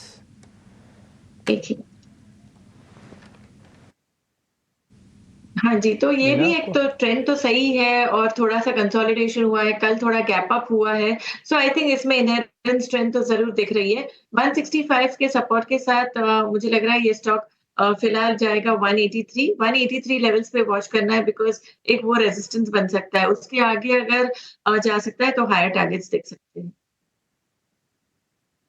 ECX सिस्टम पता किया? ठीक है, तो आप एनआर इंडस्ट्रीज अपना एक टिक देख रहे हैं फिलहाल। अभी मार्केट अगर आप देखेंगे ना तो 25 ही पॉइंट ऊपर है। मेरी अपनी कैलकुलेशंस भी कहते हैं कि मार्केट आज फिर से साइडवेज रहेगा, साइडवेज टू पॉजिटिव। कोई बड़े लेवल्स आज ब्रेकआउट ब्रेकडाउन्स के तौर पर नहीं होंगे। हाँ, ये हो सकता है कि आप एक नया हाई फिर से बना दो 10-20 पॉइंट से, जैसे हमने कल भी करीब 16-17 पॉइंट पीछे ही थे। तो बस इस तरह के नए हाइज बनेंगे। अच्छा, DCX सिस्टम मान लीजिए खुलेगा ऊपर, आज तो 1250 करोड़ रुपए का ऑर्डर है। अच्छा, 1250 करोड़ रुपए का ऑर्डर नहीं है, ऑर्डर भी LNT से है। तो बड़ी बुक्स में आपके पास आ जाता है, और वैसे भी टिपिकली ब्रेकआउट वाला शेयर था। आयुष भाई एक बार ज़रा ये चेक करके बताइए, गैप के खुलने के बाद क्या करना है?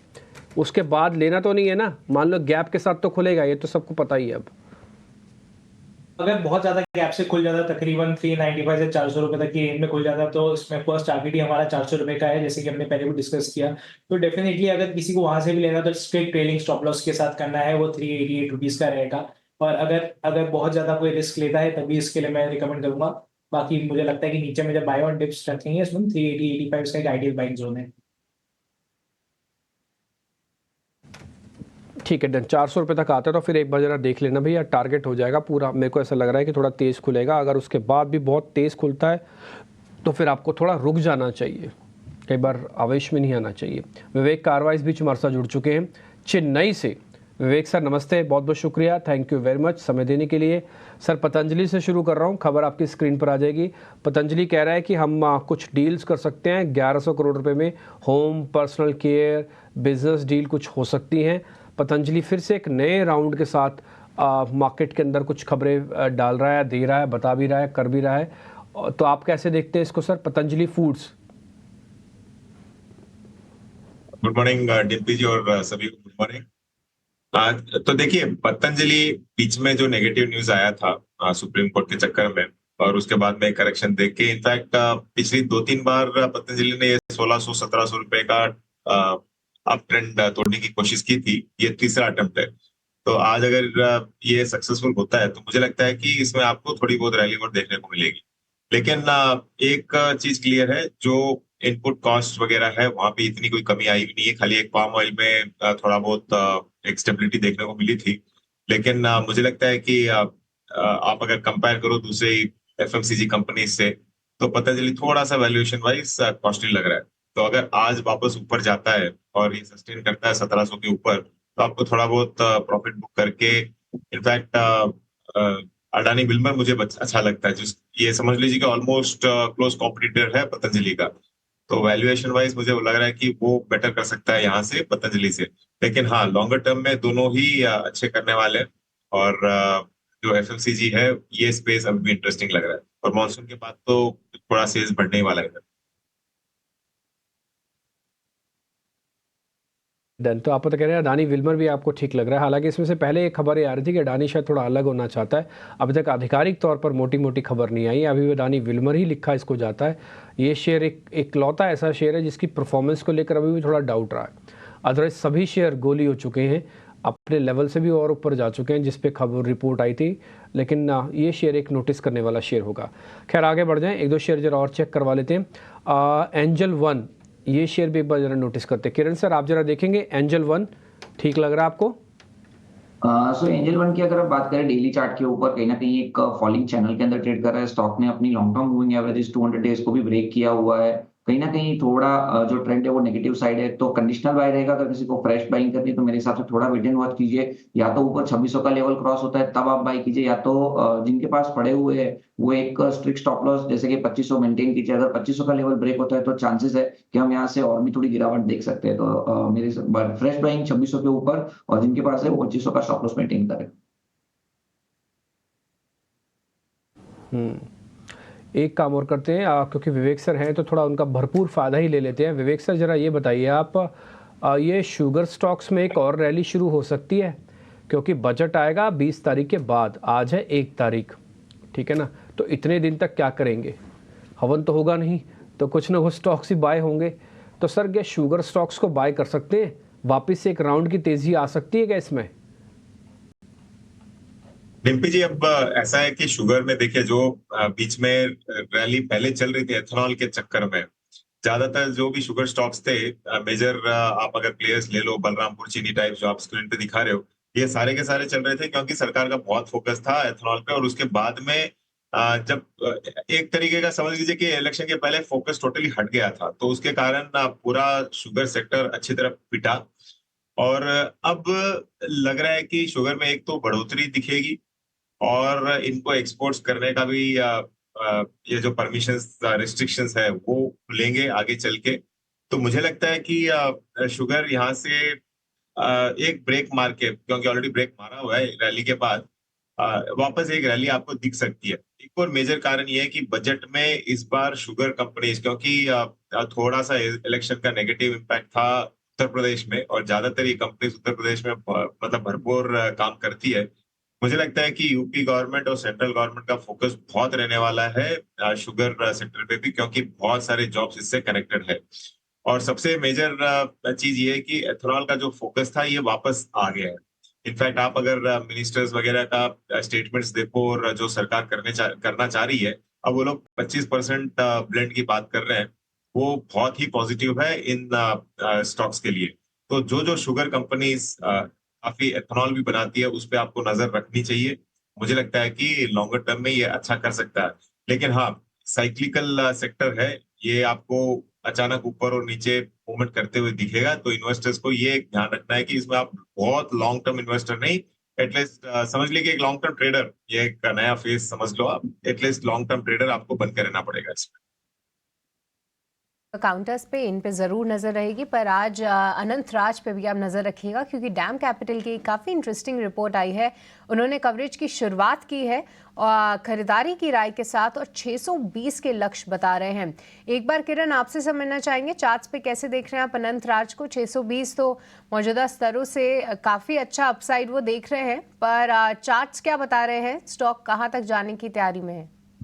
सो अनंत राज की अगर हम बात करें तो जिस तरह से ओवरऑल रियल एस्टेट सेक्टर के अंदर जो एक तेजी आई थी उसको चलते हुए अनंत राज में अच्छी खासी तेजी ऑलरेडी हम देख चुके हैं। फिर भी अगर आप डेली चार्ट देखें तो कहीं ना कहीं एक फ्लैग पैटर्न हमें देखने को मिल रहा है। तो एक स्ट्रिक्ट स्टॉप लॉस के साथ अग्रेसिव बेट लेना चाहो तो यहाँ पे ले सकते हो। 430 कहीं ना कहीं एक इंपॉर्टेंट सपोर्ट है। जब तक 430 का लेवल ब्रेक नहीं होता है तब तक आप बाय ऑन डिप से तो करंट मार्केट प्राइस से भी लॉन्ग कर सकते हैं। 430 के नीचे का आप स्टॉप लॉस रखें, अगर 430 होल्ड रहा तो there are very good chances कि हम एक शार्प अपसाइड ऊपर में 480 500 तक की भी देख सकते हैं।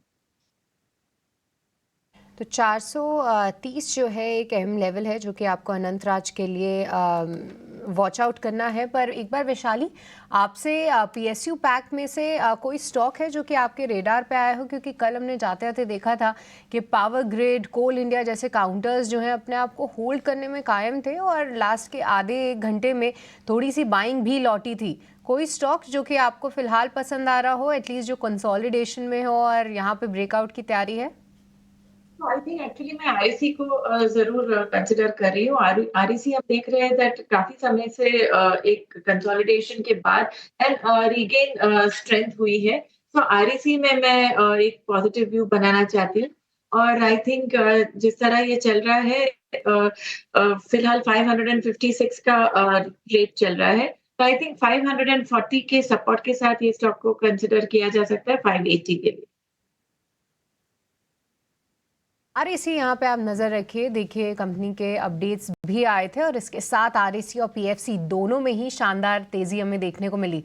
पर चलिए अब चलते हैं शरद के पास, क्योंकि 9 बज चुके हैं और वक्त तो चला है जानने का 9 बजे के नवरत्न शेयर्स कौन से हैं। शरद बताइए।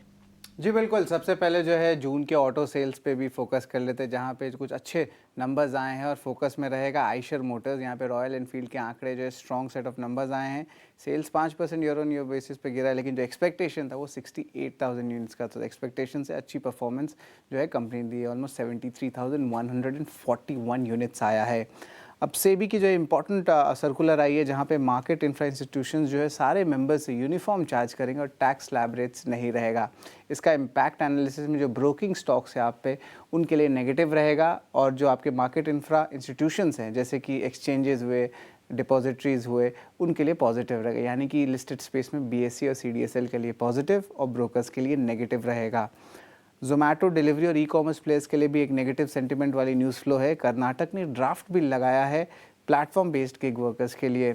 इन टोटल बता दें कि इसका जो इम्पैक्ट है कि जो खर्चे हैं और जो रेगुलेटरी एक्शन है वो ज़्यादा बढ़ जाएगा, तो उसके कारण जो है ना ऑफकोर्स इन स्टॉक्स पे थोड़ी सेलिंग प्रेशर आ सकती है। EFCI भी फोकस में रहेगा। यहाँ पे सोसाइटी जनरल ने 0.7% स्टेक की एक्विजिशन की है और यहाँ पे याद रखिए कंपनी में पहली बार जो है ये फ्रेंच FI ने एंटर किया है। ओवरऑल FIs 6% ओन करते हैं इस कंपनी में। कैरिसल भी फोकस में रहेगा। 150 करोड़ रुपए का QIP खुल चुका है। फ्लो प्राइस लगभग 5% डिस्काउंट पे 838 रुपीज़ पे। DCX सिस्टम्स की बात करें तो इनका ऑर्डर बुक ही 800 करोड़ का, लेकिन जो ऑर्डर आया है वो 1250 करोड़ रुपए का आया है। अब ये जो है एल&टी से आया है, जहाँ पे वो मैन्युफैक्चर और सप्लाई जो है इलेक्ट्रॉनिक मॉड्यूल्स को लिए करेंगे। हमारा 7वां स्टॉक रहेगा पतंजलि फूड्स। यहाँ पे वो एक्वायर करेंगे होम और पर्सनल केयर बिजनेस, उनकी ही आम पतंजलि आयुर्वेद से लगभग 1100 करोड़ रुपए का ये एक्विजिशन रहेगा। और ये 3% टर्नओवर जो रहेगी उसको एज अ रॉयल्टी पे करेंगे इस पतंजलि ब्रांड नेम को यूज़ करने के लिए। हमारा 8वां स्टॉक रहेगा बिग बोल्ड ब्रोकरेज। वो है आपका अनंतराज। डैम कैपिटल की रिपोर्ट आई है, इनिशिएट बाय किया है, टारगेट प्राइस रखा है 620 रुपीज़ पर शेयर का। पाइपलाइन बहुत स्ट्रॉन्ग है आपके रियल एस्टेट मार्केट में, और जो डेटा सेंटर के बिजनेस है वहाँ पे बाजार इसको री रेटिंग दे रही है। और ओवरऑल रेवेन्यू और एबिटा का जो एक्सपेक्टेशंस है अगले 3 साल में ग्रोथ का, वो लगभग 35% और 65% रेस्पेक्टिवली बढ़ सकता है। तो ये तो हमने आपको 8 स्टॉक्स बता दिए जो उसमें बिग बोल्ड ब्रोकरेज भी इंक्लूडेड है। और आप देखिएगा अनंतराज जो है एनसीआर प्लेयर है, तो एनसीआर प्लेयर को ही बात आगे रखते हुए मैं बताऊंगा आज का खबर क्या है।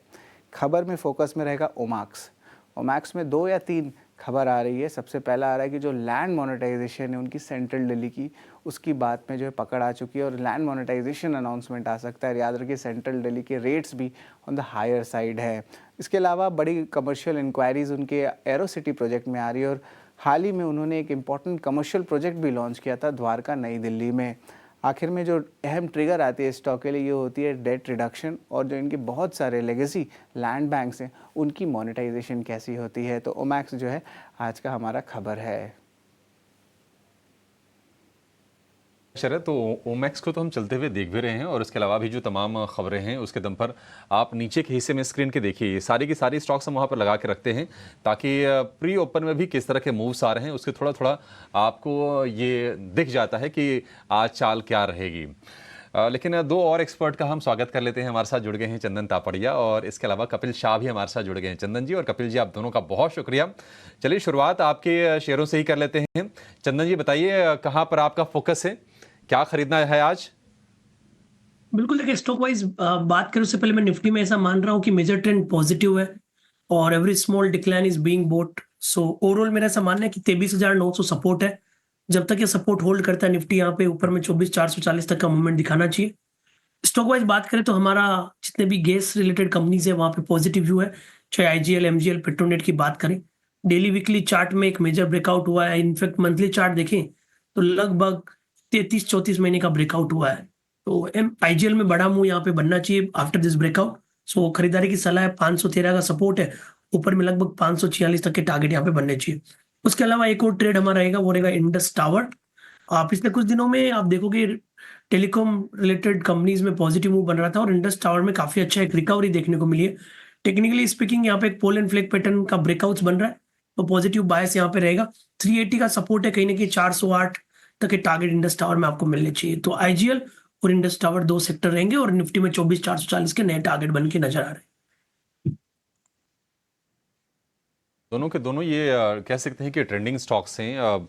आईजीएल में कल हम तेजी देख भी रहे थे, 513 का सपोर्ट है, 546 का टारगेट है, और इंडस टावर में तब से लगातार तेजी बन रही है जब से हमने देखा है कि वोडाफोन पीएलसी, जो कि वोडाफोन आइडिया की पेरेंट कंपनी है यूएस में, यूके में जो है, उसका स्टेक खरीदा था भारतीय एयरटेल ने, और उसके बाद से इंडस टावर में लगातार तेजी बन रही थी। कल भी ये शेयर तेज था। तो इंडस टावर और दूसरा आईजीएल, ये 2 शेयर आप फोकस में रखिए, ये चंदन जी की तरफ से। कपिल, आपके शेयर कौन से हैं? जी, first of all good morning to everyone. हमने सीजनलिटी के बेसिस पे देखा हुआ है कि फाइनेंशियल सर्विस सेक्टर है जो जुलाई महीने में 85% ऑफ द टाइम उन्होंने पॉजिटिव क्लोज दिया हुआ है, तो हमारा मेन फोकस वहां पे रहेगा। And with in the financial service sector काफी सारे दूसरे सब सेक्टर्स आ जाते हैं, लेकिन वहां पे लाइफ इंश्योरेंस के स्टॉक्स है जहां पे मुझे कुछ एक ट्रैक्शन देखने मिल रहा है, क्योंकि हायर टाइम फ्रेम पे बुलिश रिवर्सल साइन बन रही है और लोअर टाइम फ्रेम पे बुलिश कंटिन्यूएशन साइन देखने मिल रहा है। तो वैसे ही स्टॉक में देखता हूं तो आईसीआईसीआई प्रूडेंशियल 2 साल का इन्वर्टेड हेड एंड शोल्डर का ब्रेकआउट अभी ड्यू हो रहा है, और डेली टाइम फ्रेम पे का फ्लैट पैटर्न का ब्रेकआउट मुझे देखने मिला हुआ है। तो 617 के लेवल पे बाय का व्यू बनता है, 590 का स्टॉप लॉस रहेगा, और 680 की हमें टारगेट देखने मिल सकते हैं। वैसे ही दूसरा स्टॉक लाइफ इंश्योरेंस कंपनी का ही है, that is in SBI life. वहां पे भी हमने देखने मिला हुआ है कि पिछले 2 साल में स्टॉक की फितरत कुछ इस तरीके से रही हुई है कि स्टॉक 17 से 20% की डिक्लाइनिंग मोमेंटम आती है, उसके बाद में रिबाउंड आता है, तो वो डिक्लाइन होके सपोर्ट लेवल लेके अभी यहाँ पे भी हमें बुलिश ट्रैक्शन देखने मिल रहा है। तो 1500 के लेवल से हमें बाय करना चाहिए, 1470 का यहाँ पे स्टॉप लॉस रहेगा और ऊपर में 1560 के हमें टारगेट देखने मिल सकते हैं। SBI लाइफ 1560 के टारगेट होंगे, 1470 का स्टॉप लॉस होगा। ICICI प्रूडेंशियल 680 के टारगेट, और इसमें भी आपके लिए खरीदारी की ही सलाह है। ये 2 शेयर आपके लिए हो गए इंश्योरेंस स्पेस से। विवेक जी, एक बार ना जरा उस खबर पर लौटेंगे। आपने भी निश्चित तौर पर सेबी का जो सर्कुलर है उसको स्टडी किया होगा, जो उन्होंने कहा है कि मार्केट इंफ्रा इंस्टीट्यूशंस यानी कि MIIs जो हैं, क्लियरिंग कॉर्पोरेशन, डिपॉजिटरीज या फिर एक्सचेंज, वो यूनिफॉर्म चार्ज लगाएं। तो निश्चित तौर पर ये डिस्काउंट ब्रोकर्स के लिए तो झटका है, क्योंकि अगर यूनिफॉर्मिटी हो तो ऐसा तो होगा कि नहीं कि जो डिस्काउंट ब्रोकर को वॉल्यूम के आधार पर ऑफर कर रहे हैं बाकी ब्रोकर को भी ऑफर कर दें।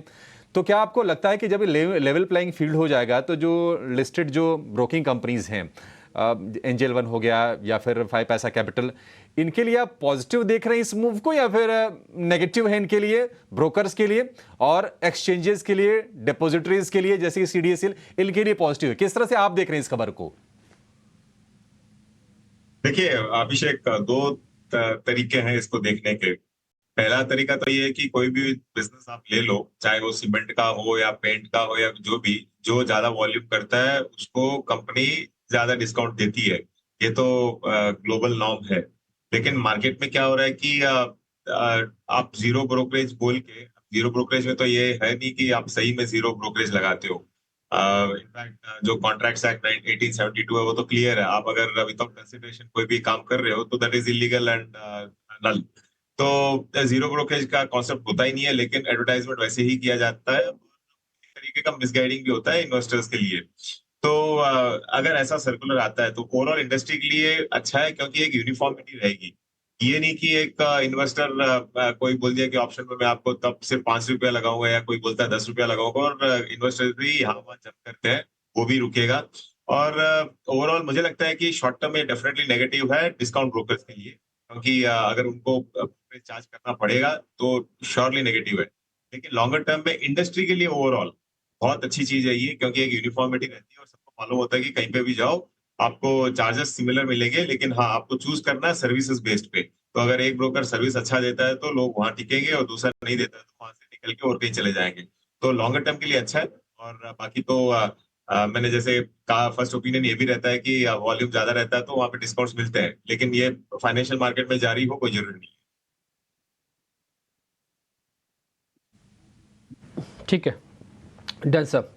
तो खैर अब मार्केट थोड़ी देर में ओपन हो जाएगा और आप उसके लिए बिल्कुल तैयार हो जाइए। और मेरे को लग नहीं रहा कि आज मार्केट के अंदर कोई बहुत बड़ा फिर से मूवमेंट आज आपको दिखेगा। फिलहाल एक बार ज़रा दिखा देते हैं फ्रीज लेवल क्या क्या है निफ्टी के, एक बार ज़रा वो दिखाते जाइएगा। मैं भी आपके सामने चेक करता जा रहा हूँ उसको। फ्रीज लेवल निफ्टी के अंदर और बैंक निफ्टी के अंदर, तो निफ्टी के फ्रीज लेवल है 86 पॉइंट ऊपर, 24,200 के ऊपर खोल रहा है, तो एक अच्छा साइन है कि 24,200 के ऊपर खोल रहा है। तो यहाँ पर एक मोमेंटो आप स्टार्टिंग में ही आपने देख लिया करीब 88 पॉइंट का, और 200 पॉइंट करीब बैंक निफ्टी ऊपर खोल रहा है। दोनों का एक रेजिस्टेंस बता देता हूँ। इसका है 53,000 के आसपास का रेजिस्टेंस बैंक निफ्टी का। वैसे तो 52,800 भी है, लेकिन उसको छोड़ दो आप क्योंकि खोली 52,800 पे रहा है। तो 53,000 का रेजिस्टेंस है। ऐसे ही उसके पास अगर आएंगे तो उसके पास पड़ेगा आपका 24,300 से 500 वाली रेंज, एक रेजिस्टेंस एरिया है। हालांकि ऑल टाइम हाई पे ही हम खुलेंगे, लेकिन उसके बावजूद भी ये रेजिस्टेंसेस काम इसलिए कर सकते हैं क्योंकि ये मार्केट को थोड़ा सा नीचे इसलिए लेके आएंगे क्योंकि यहाँ पे अति थोड़ी सी चलेगी। ठीक, तो थोड़ा आप इस चीज़ को ध्यान में रखिएगा। तो इंडेक्सेस पे मैं खुलते कोई प्लस नहीं करूँगा और जो हो रहा है सो होने दूंगा इसको। कल कुछ नंबर्स आए थे कोल प्रोडक्शंस के, तो कोल इंडिया आज मेरी एक लिस्ट में होगा, नोटिस करने वाला शेयर है, उसको मैं आज ज़रूर नोटिस में रखूँगा अपने। इसके अलावा जो शेयर्स हैं उसमें हीरो मोटोकॉर्प के सेल्स के नंबर आए हुए हैं, टाटा मोटर्स के शाम को सेल्स के नंबर आए थे, तो उन दोनों को भी नोटिस में रखूँगा। हीरो मोटोकॉर्प तो बकायदा गैप के साथ भी खुल रहा है। NTPC कल भी आप टूटा था, आज फिर से गैप कर रहा है, तो ये typically gap up gap down के चक्कर में है। कोटक महिंद्रा बैंक भी आज गैप अप करेगा। कोल इंडिया ऑलरेडी मैं आपको जैसे नोटिस करा चुका हूँ। नेस्ले इंडिया इकलौता हीरो मोटोकॉर्प ऐसा शेयर है जो 1% गैप के साथ खुल रहा है।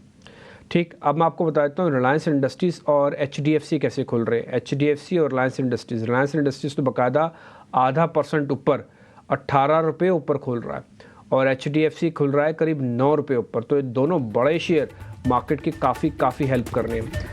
IT के इन्फोसिस TCS में भी कोई खास बड़ी दिक्कत नहीं है, वो भी आज बढ़कर ही खुलते हुए दिख रहे हैं। स्मॉल मिड कैप इंडेक्सेस के अंदर भी हल्की बढ़त आपको दिखेगी। चलिए चेक करते हैं, बाजार खुलने को है 1553 एडवांसेस और 200 डिक्लाइंस के साथ मार्केट ओपन हो रहा है। 80 पॉइंट की बढ़त आपने अभी स्क्रीन पर देख ली है। 24,200 आया, लेकिन धीरे धीरे करके बाजार नीचे, क्योंकि जो गैप एक्चुअली में मिल गया ना आपको, वही उसका टोटल गेन था। और ये देखते हैं क्या होता है। मेरा ऐसा मानना है कि 24,300 को तो क्रॉस ही नहीं होगा शायद आज, हाँ, लेकिन फिर भी ये निफ्टी 24,200 के पार खुला। ये एक तरह का रिकॉर्ड है जो आप अपनी स्क्रीन पर फिर से देखेंगे, और अभी हमारी टिकर टीम लिख भी देगी कि सेंसेक्स रिकॉर्ड पे और ये फलाना रिकॉर्ड पे और ये सब रिकॉर्ड पे हैं। रिकॉर्ड तो है ही, क्योंकि रोज़ ही ऐसा ही चल रहा है मार्केट के अंदर। मिड कैप इंडाइसेस भी काफ़ी दिनों के बाद फिर से आपको नए लेवल्स पे आते हुए दिख रहे हैं। आ जाते हैं जरा, वो पहले 5 शेयर स्क्रीन पे दिखाइएगा, उसके बाद हम फिर और चीज़ों पे आएंगे। पहले 5 शेयर में HDFC, दूसरा रिलायंस, तीसरा इन्फोसिस, चौथा TCS, 5वां HUL, और अगर ज़रूरत पड़े तो आप चाहें तो आप एक और भी बड़ा कोई शेयर दिखा सकते हैं, LNT वगैरह, तो ये शेयर्स भी दिखा दें। ज़्यादातर शेयर्स जो मैंने आपके सामने भी नाम बोले, प्रोड्यूसर्स आप फायर कर रहे हैं, और उन सब में आधे % तक की बढ़त है। ये बाज़ार के वो कैटलिस्ट हैं जो कि मार्केट को, इंडेक्स फ्रेमवर्क को अच्छा करके रखेंगे। आपको ऊपर से बहुत बढ़िया सब दिखता रहेगा, और एक्चुअली में डीप डाउन भी अच्छा ही है, क्योंकि आप देख पा रहे होंगे एडवांस डिक्लाइन जो हमने NSE की लिखी हुई है, वहाँ पर भी आप बड़े लेवल का बड़ा मार्जिन्स देख पा रहे होंगे। ठीक, अब आ जाते हैं जरा और ग्राउंड जीरो पे, और जाके चेक करते हैं कहाँ पे और स्ट्रेंथ देखने को मिल रही है। जरा स्क्रीन पे लेते आइएगा शेयर, मैं आपके सामने रखूँगा, आप दिखाते जाइएगा। गोदरेज CP के अंदर आज 1.5% तक की तेज़ी है। हीरो मोटोकॉर्प तेज़ है आज करीब 1.5%। एक अडानी ग्रुप का शेयर है ATGL, अडानी टोटल गैस के नाम से है, 1% ऊपर आ गया है। डाबर और मैरिको, अगर पर ध्यान है कल परसों मैरिको सृष्टि ने भी आपको नोटिस कराया था कि ये 9% चल नहीं सकता, बट वो एक दिन में 9% चला था। आज मैं नेस्ले, डाबर, ये सभी शेयर्स को वापस से कुछ मोमेंटों में देख पा रहा हूँ, तो इसका मतलब कंजम्पशन का एग्रेसिव शेयर्स कुछ आपको और आते हुए दिखेंगे। ठीक, अब आ जाते हैं जरा आज के लूजर्स पे। आज वीक काउंटर्स कौन है? सन फार्मा थोड़ा सा वीक है, VBL वीक है, वरुण बेवरेजेस के नाम से एक शेयर है, वो आपको थोड़ा वीक मिलेगा। इसके अलावा बजाज ऑटो हल्का सा वीक है, अडानी एंटरप्राइजेस हल्का सा वीक है। तो ये कुछ एक शेयर्स हैं जो आज मार्केट के अंदर आपको दिख रहे होंगे, थोड़े वीक और थोड़े मजबूत। कुल मिला के मेरे को तो आज मार्केट के अंदर एक फिर से रेंज लग रही है, कोई बड़ा शेयर नहीं है। आइशर मोटर एक बार ज़रा दिखाना, स्पीड से ये ऊपर आया है, और साथ ही जो 3 बड़ी टेक कंपनीज़ हैं, विप्रो, SCL टेक और टेक महिंद्रा, इन सब में बढ़त अब करीब 1% की हो चुकी है। तो ये कुछ एक नोटिसेबल चीज़ें थी जो मैंने आपके सामने रख दी हैं। नए रिकॉर्ड्स सरों पर आ गए हैं, मिड कैप का नया रिकॉर्ड बन गया है, मार्केट से रिकॉर्ड हाई, हम तीनों का नाम नीचे लिख दिया, Sensex, mid cap and Nifty, ये तीनों के तीनों ही इस समय रिकॉर्ड हाई पे आसपास अभी आपको चलते हुए दिख रहे हैं। कुल मिला के देखते हैं अभी और क्या होता है बाज़ार के अंदर। अगर आप इंडाइसिस के अंदर ट्रेड करना चाहते हैं, मेरे को लग रहा है कि मॉर्निंग का एक्शन कंप्लीट हो चुका है, थोड़ा वेट करें, अगर कोई डिप विप मिल जाए तो आप आइएगा। जैसे कि बैंक निफ्टी अभी आप देखो सिर्फ 100 पॉइंट भी नहीं है इसके पास, और ये झटके से वापस भी नीचे आ सकता है। ये हीट में आप अपनी स्क्रीन पर आप चेक करेंगे तो ये लास्ट की लाइन जो है आपको इस पूरे वीक काउंटर्स की बता रही है। इसमें कोई भी बड़ा एग्रेसिव शेयर, और ऊपर भी जब आप तेज़ी वाले शेयर देख पा रहे हैं, 2-4 IT और एक फार्मास्यूटिकल्स का प्ले है, वैसा कोई मेरे को बड़ा शेयर नहीं दिख रहा। एक HDFC में रिलायंस को नोटिस कर रहा हूँ, मैंने अपनी स्क्रीन पर लगाया है, दोनों में करीब सिर्फ आधे % तक की बढ़त है। HDFC आज मेरे लिए 17-20 के लेवल की बड़ी इंपॉर्टेंस होगी, पार होगा तो मैं शायद फिर HDFC पे भी अपने स्टांस को बहुत बुलिश कर दूंगा। देखते हैं क्या होता है, अभी तो नहीं हुआ पार, लेट्स सी, देखते हैं क्या होता है। फिलहाल रेंज में मार्केट आज आपको ओपनिंग फिर से करता हुआ दिख रहा है। 2.5% के आसपास की बढ़त के साथ तीनों के तीनों इंडेक्स, निफ्टी, सेंसेक्स और निफ्टी बैंक, लेकिन निफ्टी मिड कैप और स्मॉल कैप इंडेक्स अगर आप देखेंगे तो ये नए रिकॉर्ड ऊंचाई पर जाकर कारोबार कर रहे हैं। पहले तेजी वाले शेयरों की बात कर लेते हैं। वेल्सपन स्पेशलिटी में एक बढ़िया शुरुआत हुई है, 8% के आसपास के NTPC से इनको करीब 125 करोड़ रुपए के ऑर्डर की खबर थी। स्टॉक्स न्यूज़ में हमने आपको नोटिस करके बताया भी था, और ये शेयर आज मजबूत शुरुआत इसने दिखाई है। कैरिसिल के QIP की खबर आई है, और आप ये देखिए कि 5% ऊपर ये शेयर कारोबार कर रहा है। इसके अलावा पेनार इंडस्ट्रीज़ उत्तर प्रदेश में इन्होंने एक प्लांट लगाया है, बड़ा प्लांट लगाया है और उसके चलते हम देख रहे हैं कि पेनार इंडस्ट्रीज में भी 5% की तेजी पर शुरुआत हुई है। गांधार ऑयल को मिडिल ईस्ट से एक ऑर्डर मिला है एंडॉक से और 5% की तेज़ी पर यहाँ पर शुरुआत हुई है। गांधार ऑयल जो कि वाइट ऑयल की ये कंपनी है। इसके अलावा अगर आप देखेंगे तो कुछ रियल एस्टेट वाले पूर्वांकरा में 5% के आसपास की तेज़ी पर कारोबार होता हुआ देख रहे हैं। इसके अलावा हम देख रहे हैं कि जो डिफेंस वाले काउंटर्स हैं, शिप बिल्डिंग वाले, गार्डन रीच शिप बिल्डर 4% के आसपास की तेज़ी पर यहाँ पर भी शुरुआत हुई है। और अतुल ऑटो जो कि लगातार चल रहा है, ये शेयर बेहतरीन मूव्स दिखा रहा है। अब धीरे धीरे करके 800 रुपये के आसपास अतुल ऑटो पहुँच गया है। ओमैक्स आज हमारे एक्सपर्ट्स के रडार पर भी था ये शेयर। ओमैक्स में 3% के आसपास की तेज़ी है, 120 रुपये के ऊपर जाकर ये कारोबार कर रहा है। तो कई सारे ऐसे शेयर्स हैं। रोटो पंप आप देखिए, शक्ति पंप देखिए, जो पंप वाले शेयर हैं वहां पर मॉनसून का प्ले है कहीं न कहीं और वहां पर तेजी होती हुई दिख रही है। लेकिन अगर हम गिरने वाले शेयरों की अगर बात करें तो आप जितनी ब्रोकिंग कंपनीज हैं, चाहे वो एंजल वन हो उसको देखिए, क्योंकि जो खबर आई है सीबी की जो सर्कुलर आया है ब्रोकिंग कंपनीज को लेकर और एमआईआईज को लेकर, मार्केट इंफ्रा इंस्टीट्यूशंस को लेकर, आप देखिए मोतीलाल ओसवाल कमज़ोर है, 5 पैसा कैपिटल कमज़ोर है। ये कुछ शेयर्स आज कमज़ोरी के साथ कारोबार करते हुए दिख रहे हैं। और पावर में थोड़ा सा मूव हम दिख रहे हैं कि कैप्ड है, थोड़े कमज़ोरी के साथ ही कारोबार होते हुए शेयर दिख रहे हैं। एनटीपीसी को अगर आप देखेंगे तो ये थोड़ा सा आपको आज कमज़ोरी के साथ कारोबार करता हुआ दिखाई देगा। टॉरेंट पावर के शेयर में भी कमज़ोरी है। इंडिया सीमेंट में थोड़ी प्रॉफिट टेकिंग आज भी हो रही है। 3-3.5% की गिरावट के साथ ये शेयर कारोबार करता हुआ आपको आज के सत्र में ये दिखेगा। इसके अलावा डेल्टा कॉर्प और जी एंटरटेनमेंट पर भी दबाव के साथ कारोबार हो रहा है। लेकिन आईटी में अगर आप देखेंगे तो मूव्स ठीक ठाक बने हुए हैं। एम्फेसिस में भी आज तेज़ी है और उसके अलावा इन्फोसिस, टीसीएस, टेक महिंद्रा के शेयर भी आधे से 1% के आसपास की तेज़ी के साथ कारोबार करते हुए दिखाई दे रहे हैं। तो बाजार का ये मूड हो गया। शुरुआती सत्र में हम देख रहे हैं कि निफ्टी बैंक ने अपनी तेज़ी की पूरी की पूरी गंवा दी, अब ऑलमोस्ट फ्लैट कारोबार कर रहा है। लेकिन एक्सपर्ट्स के पास चलेंगे, सृष्टि ले चलेंगे आपके पास और जानेंगे ओपनिंग के सौदे।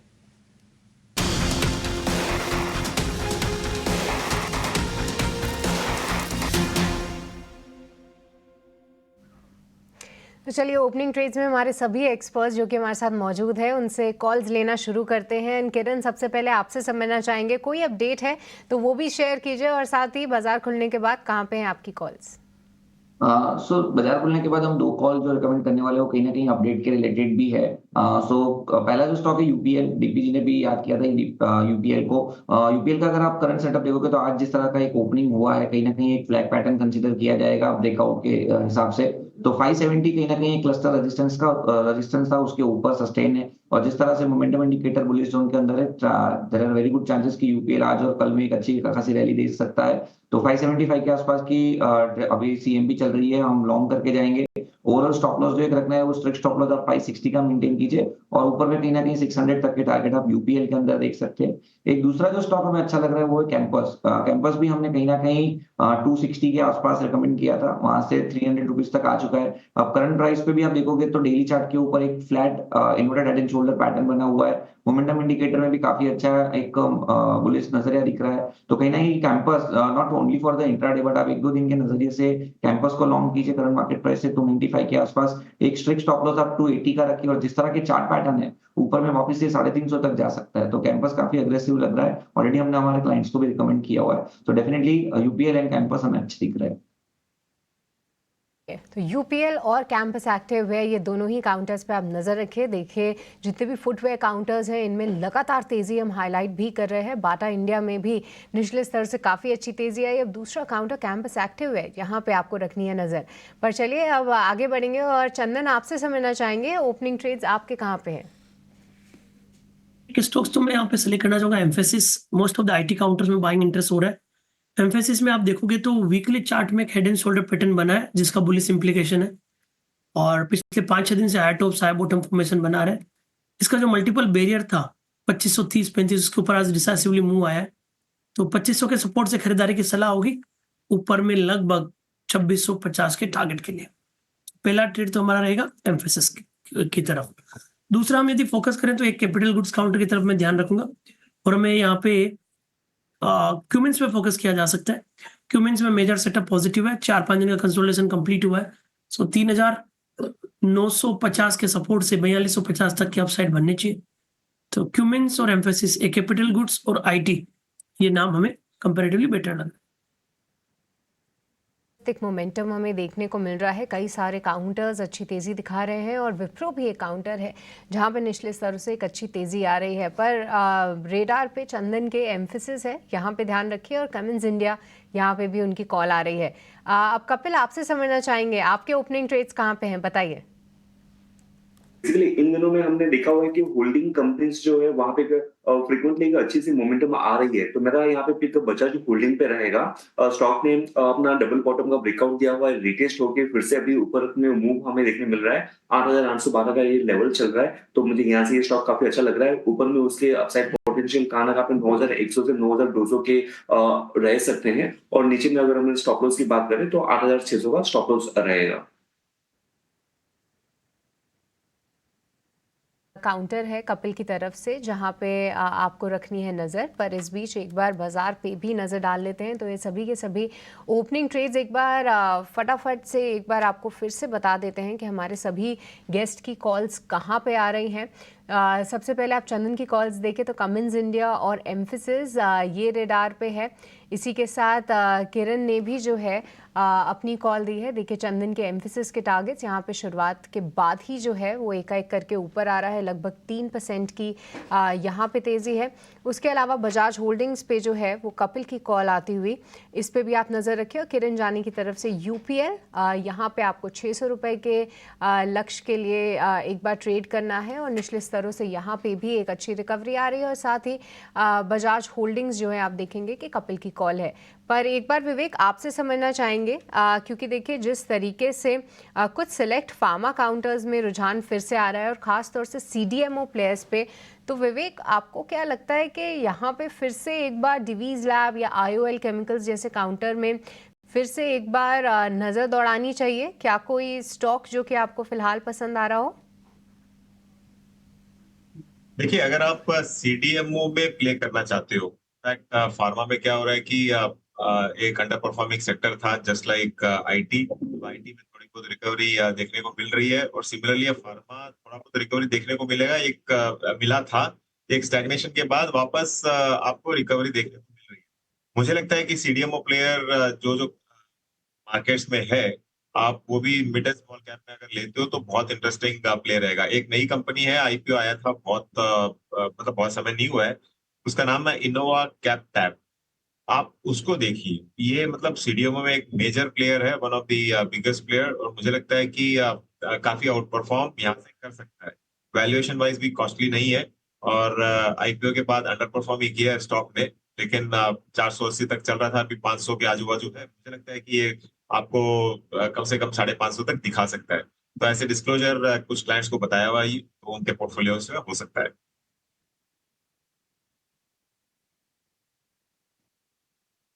इस बीच अगर आप देखेंगे वापस से बड़े इंडाइसिस को, तो बैंक निफ्टी तो आ गया लाल निशान में, ठीक है। जबकि एक बात आपको बताऊं, एचडीएफसी करीब 0.5% ऊपर है।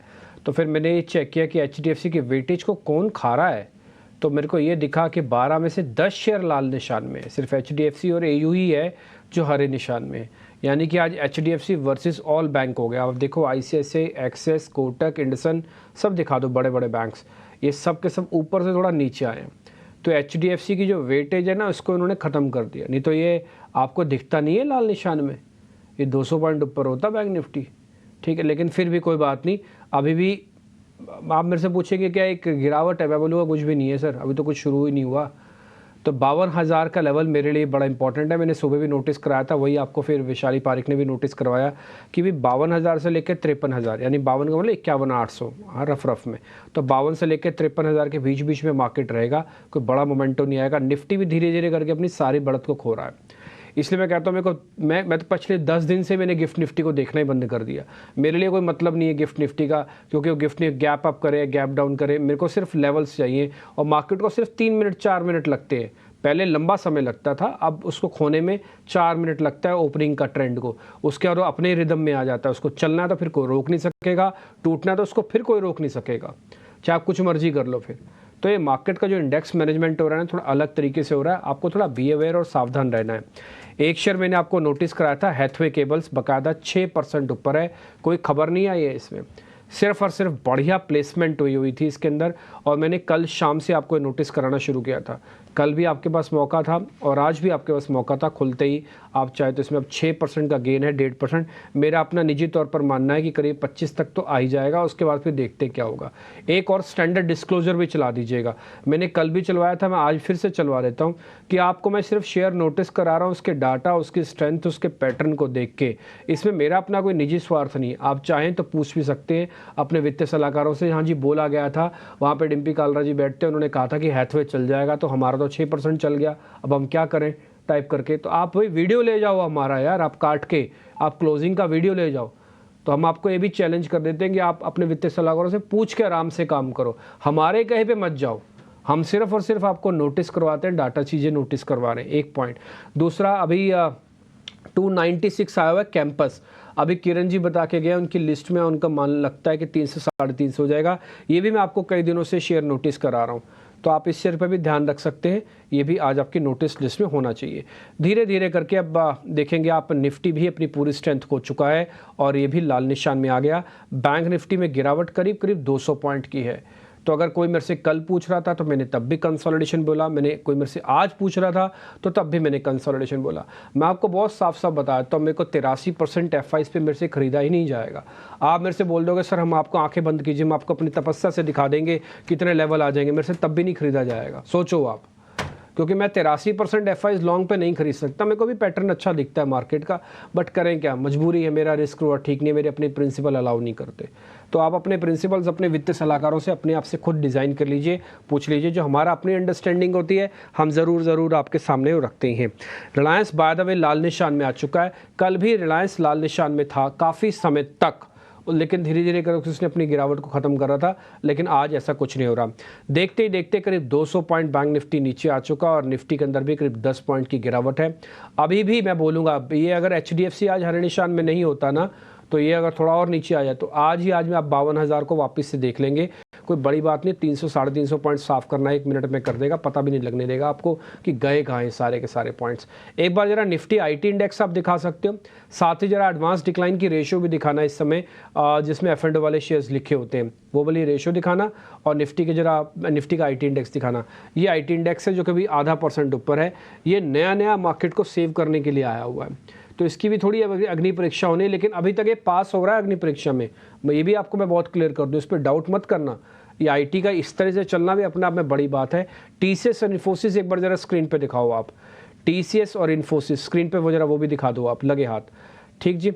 और एक बार जरा एडवांस डिक्लाइन भी रेशियो भी दिखाना, जल्दी दिखाओ प्रोड्यूसर साहब, जहाँ पे F&O के एडवांस डिक्लाइन लिखा होता है। चलो मैं ही बता देता हूँ, आप जब दिखाओगे तब दिखाओगे। 60 शेयर लॉन्ग में है और शॉर्ट कवरिंग के अंदर 5 शेयर है, करीब 65 शेयर है। शॉर्ट की संख्या ज़्यादा है, 115 हो गई, आप देखो आप स्क्रीन पर। तो आज थोड़ा टिल्ट है F&O वाला पार्ट, लेकिन NSE BSE चेक करोगे तो है। तो ब्रॉडर मार्केट में गिरावट नहीं है, इंडेक्स मैनेजमेंट का पार्ट हो रहा है, जो मैंने आपको ये नोटिस करवाया हुआ है। दूसरा जो है वो निफ्टी के IT का और निफ्टी का मतलब TCS और इन्फोसिस, वो आपने स्क्रीन पर देख लिया होगा, ठीक है। चंदन सर के पास आता हूँ, मैंने अपनी डेरिवेटिव की शीट खोल ली है जिसमें लॉन्ग पोजीशंस मैंने थोड़े चेक की हुई हैं, जरा वो उनसे पता करता हूँ। दीपक नाइट्रेट 2-2.5% ऊपर है। चंदन सर, दीपक नाइट्रेट खासा ओपन इंटरेस्ट एडिशन यहाँ पे देखने को मिला है और एक मेजर ब्रेकआउट हुआ है। ये काउंटर काफी हर्डल ले रहा था, बट जिस हिसाब से 2 दिन का मूवमेंट हुआ है, इंडिकेट कर रहा है कि नया रनअप बनेगा। मल्टीपल ईयर्स के ब्रेकआउट मेरे हिसाब से यहाँ पे होंगे, मल्टीपल मंथ्स के ब्रेकआउट तो है। 2022 में लेवल थे 2690, वो अभी निकले, तो पॉजिटिव स्टेंस रहना चाहिए। यहाँ पे आप 2650 के आसपास का सपोर्ट बना सकते हो, ऊपर में 2800 के टारगेट के लिए। ये जो 7% हैथवे आया है, ये आज में 20% हो जाएगा, जरा ये पता कर लेता हूँ। हालांकि इसका सर्किट 20% का है और एक छोटा सा रेजिस्टेंस है 24-20 का, शायद वहाँ पे आके रुक भी सकता है। एक बार कपिल जी आप चेक करेंगे, हैथवे केवल 7.5-8% हो चुका है, ये 24-20 पे रुकेगा या इसको भी पार कर देगा? वैसे तो इस पर 20% का सर्किट है। हाथवे का बेसिकली आज तो काफी डिसेसिव ब्रेकआउट भी देखने मिला हुआ है और काफी टाइम से ये स्टॉक 23.50 के लेवल पे जाके स्टक होता था, लेकिन आज के दिन में इसने एक मूवमेंट अच्छी दी हुई है, तो ब्रेकआउट भी है काफी स्ट्रॉन्ग एक्सपांडेड रेंज कैंडल भी बनी हुई है। तो अक्सर ऐसा देखा जाता है कि जैसे ऐसे स्टॉक जब भी मूव करते हैं 7%, 10%, तो काफी बाकी का जो उसका सर्किट का एक डिफरेंस होता है तो वो उनको फिल कर लेते हैं। तो 27.3 से अच्छा लग रहा है और इसका इमीडिएट टेक्निकल सपोर्ट में रेशियोज में देख रहा हूँ तो कहाँ पे 24.20, 24.30 के लेवल के यहाँ पे लग रहा है। तो चांसेस काफी ज्यादा है कि वो एक जो डिफरेंस है सर्किट के लेवल तक का वो फिल हो जाए। उम्मीद तो करते हैं कि शायद सर्किट तक भी आ जाएगा ये शेयर। एक और चीज़ मैं आपको दिखाता हूँ, अडानी की फ्लैगशिप कंपनी है अडानी एंटरप्राइजेस, जरा दिखाइए तो वो 20 रुपये के आसपास नीचे होगी। मुकेश अंबानी की फ्लैगशिप कंपनी है रिलायंस इंडस्ट्रीज़, वो ऑलमोस्ट फ्लैट है। इन दोनों वेटेज वाले प्लेयर्स को और इन दोनों की वेटेज वाली फ्लैगशिप कंपनीज़ को ध्यान रखिएगा। इन दोनों का मोमेंटम फास्ट और अच्छा रहना चाहिए। दोनों के अंदर अभी हल्का हल्का सा लाल निशान है, कोई बड़ी गिरावट तो नहीं है। लेट्स सी, देखते हैं क्या होता है, लेकिन ये दोनों भी आप नोटिस करके रखना, ठीक। बैंक निफ्टी के अंदर गिरावट करीब 160 पॉइंट की, 250 पॉइंट इनफैक्ट है नीचे अभी ये, और निफ्टी भी करीब 12 पॉइंट नीचे आ चुका है। विक्स धीरे धीरे बढ़ रहा है, लेकिन जब तक 15 पार नहीं करेगा तो कोई वैसा कोई मतलब है नहीं विक्स के इस तरह से पार होने का। हैथवे केबल्स अब करीब 10% ऊपर आ चुका है, जैसे मैंने आपको नोटिस कराया था कि आज इस सर्किट की तरफ बढ़ने वाला शेयर्स भी हो सकता है, वो मैं बार बार आपको नोटिस करा रहा हूँ। आगे बढ़ें, एक शेयर मेरी लिस्ट में और भी है, डेरिवेटिव शीट से मैं निकाल रहा हूँ और उसमें से एक शॉर्ट कैंडिडेट ढूंढता हूँ। एक शॉर्टिंग वाला शेयर मेरे को निकल के आया है, वो है नौकरी। आज सुबह सृष्टि भी पता करी थी, बट इसमें एक ही प्रॉब्लम है, इसमें ना बिल्डअप नहीं है उतना स्ट्रॉन्ग। छोड़ देता हूँ इसको, मैं इसको छोड़ देता हूँ, मैरी को चेक करवाता हूँ। चंदन सर एक बार जरा मैरी को चेक करना, मैरी को।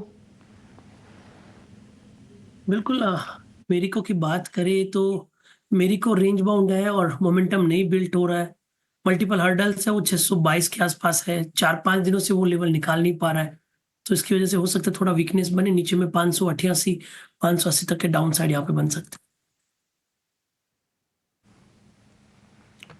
ठीक है, मेरिको को लेकर ये व्यू, 2% नीचे ये शेयर कारोबार कर रहे हैं। निफ्टी की बात करें तो आज नया रिकॉर्ड बना है, लेकिन ऊपरी स्तर से निफ्टी आ गया है 100 अंक नीचे, 24,136 के आसपास कारोबार कर रहा है। 24,200 के ऊपर के भी लेवल हमने देखे, लेकिन कुछ स्टॉक्स ऐसे हैं जहां पर रफ्तार रुक नहीं रही है। अच्छा, एक शेयर में विवेक जी आपसे राय जानना चाहेंगे, वेरांडा लर्निंग जरा आप चेक कीजिए। आज भी बड़ी तेजी, कल भी ये शेयर चल रहा था और लगातार इसमें मोमेंट बना हुआ है। कुछ दिनों पहले खबर ये आई थी कि इन्होंने प्रोमोटर्स को शेयर अलोकेट किए थे करीब करीब 70% के प्रीमियम पर, तो प्रमोटर का कॉन्फिडेंस तो है, लेकिन ऐसा क्या हो गया सर कि महीने भर में करीब 50-60% ये शेयर चढ़ गया? कैसी कंपनी है और जिनके पास अगर ये शेयर है उनके लिए सलाह क्या होगी आपकी?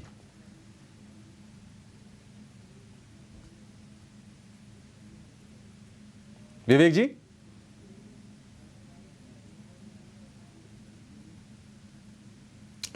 ठीक है, विवेक हमारे साथ नहीं है। चंदन और कपिल ही, चलिए एक टेक्निकल व्यू ही ले लेते हैं। चंदन जी आप बताइए, वेरांडा लर्निंग चार्ट क्या सजेस्ट कर रहा है? और आप देखिए महीने भर में 64% की रैली हो गई, 100 रुपये सीधे चढ़ गया शेयर। ये प्रॉफिट टेकिंग के बारे में सोचना चाहिए या फिर ये मोमेंटम अभी शेयर को और ऊपर लेकर जाएगा? देखिए, ये काउंटर पिछले 3-4 वीक से काफी अच्छा कर रहा है। मंथली स्केल पे बात करूं तो मैं जनवरी से लेके मई तक 5 महीने करेक्टिव मूव देखा। उस टाइम ये 336 से लेके 135 तक गिरा और वापस अभी 275 तक का रिबाउंड देखा है। स्टॉक का नेचर काफी वोलेटाइल है, तो सजेशन यही रहेगा कि इतना स्विंग मिला और आपने नीचे के लेवल पे लिया है तो ट्रेलिंग कर सकते हो या प्रॉफिट बुकिंग कर सकते हो।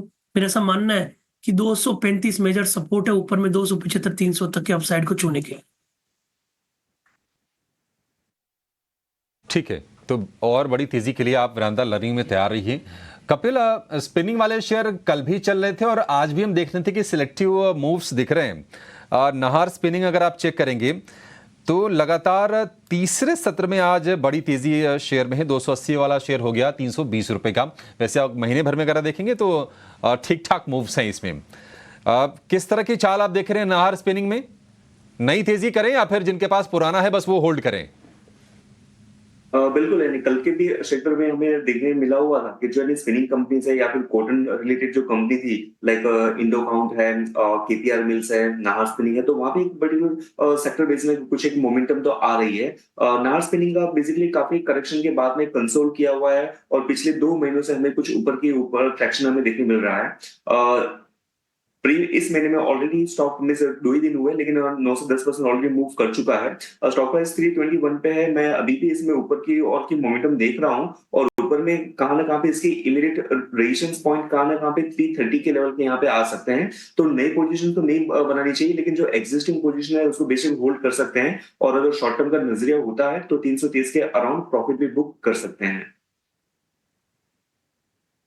हार स्पिनिंग्स यहाँ पे खुलते ही 5% की तेज़ी पर कुछ पेपर काउंटर्स भी निचले स्तर से अच्छी तरीके से ऊपर आ रहे हैं। और चंदन, एक बार जेके पेपर्स देखिए, क्या यहाँ पे जो मूव है कोई वॉल्यूम बिल्डअप भी हो रहा है या फिर अभी आप इसे इग्नोर करना की राय देंगे? क्योंकि जितने भी ये पेपर काउंटर्स हैं इनमें निचले स्तरों से पिछले 2 हफ्ते में देखें तो एक अच्छा मूव ऑलरेडी आया हुआ है।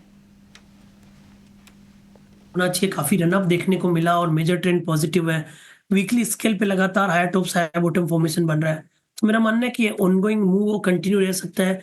आपको 535 के आसपास का सपोर्ट रखना चाहिए। 535 के सपोर्ट से कहीं ना कहीं 590-600 तक के टारगेट्स यहाँ पे बनाए जा सकते हैं। 590 और 600 तक के टारगेट्स जो हैं आप बना सकते हैं इसमें। और इसी के साथ दूसरा एक पेपर काउंटर शेषाशाही पेपर्स, यहाँ पे भी खुलते ही 3% की तेज़ी है। तो पेपर काउंटर्स में आज थोड़ा सा मोमेंटम ज़रूर है। पर चलिए अब वक्त हो चला है हमारे अगले सेगमेंट ऑप्शंस के चैंपियन का।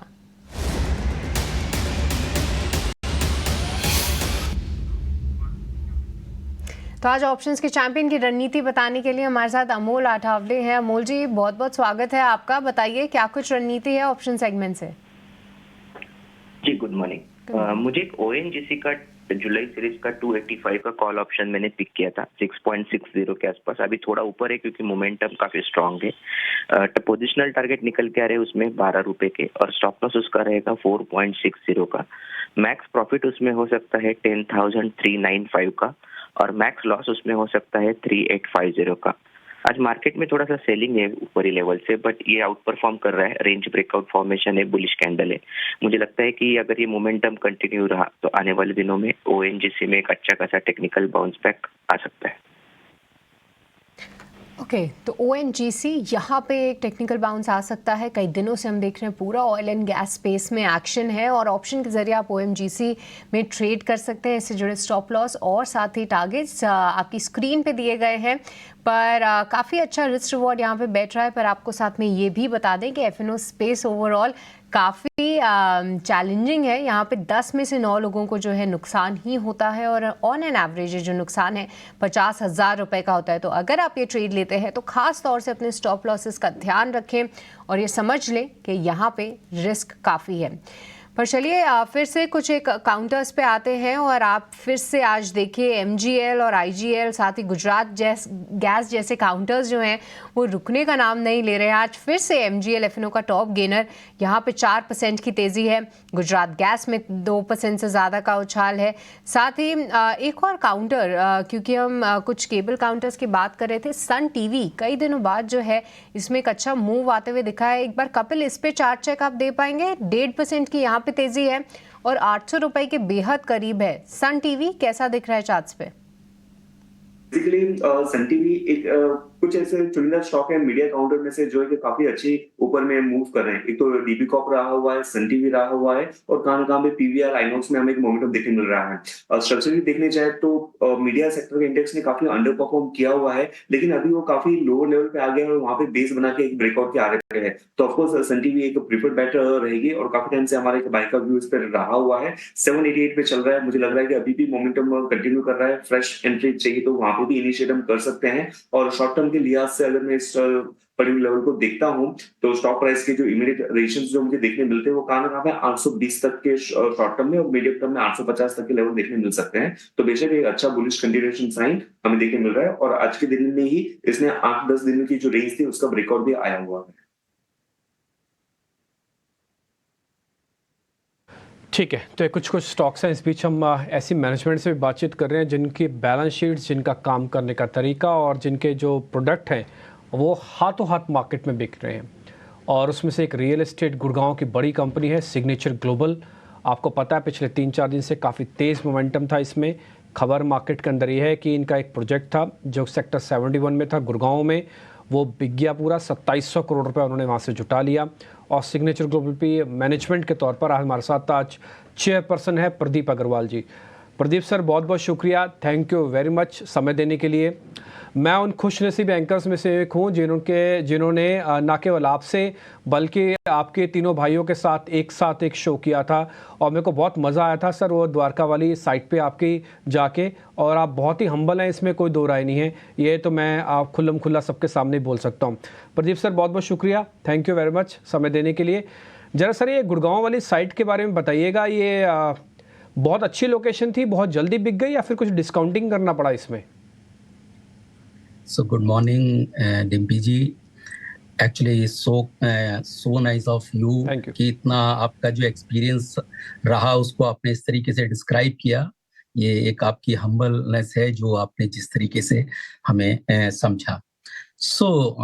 देखिए आपने बिल्कुल ठीक कहा, ये जो हमारा प्रोजेक्ट था ये सेक्टर 71 में टाइटेनियम SPR के नाम से हमने इसे लॉन्च किया था। इसके अंदर टोटल 2 फेज में हमें इसे लॉन्च करना है। टोटल जो लैंड है वो लगभग 22 एकड़ से कुछ ज्यादा है और टोटल जो पोटेंशियल है सेल्स पोटेंशियल वो 3.7 मिलियन है। फर्स्ट फेज में हमने 2.1 मिलियन किया है, जिसमें से अभी फर्स्ट फेज में हमने 2700 करोड़ रुपए की सेल कुछ ही दिनों के अंदर, इसमें लास्ट वीक आप कह सकते हैं कि लास्ट वीक में ही सेल की है। एंड जैसा कि आप जानते हैं कि गुरुग्राम के अंदर इंफ्रास्ट्रक्चर जिस तरीके से मजबूत हुआ है और जो कस्टमर है उनका काफी ज्यादा इस वक्त जो अट्रैक्टेड एरिया है वो गुरुग्राम बना हुआ है। यही एक रीजन है मुझे लगता है कि चाहे टिकट सेगमेंट चाहे आप 5 करोड़ की बात करें या 1 करोड़ की बात करें, हर सेगमेंट में ऑल स्पेक्ट्रम जो है वो डिमांड कंटिन्यूस बनी हुई है।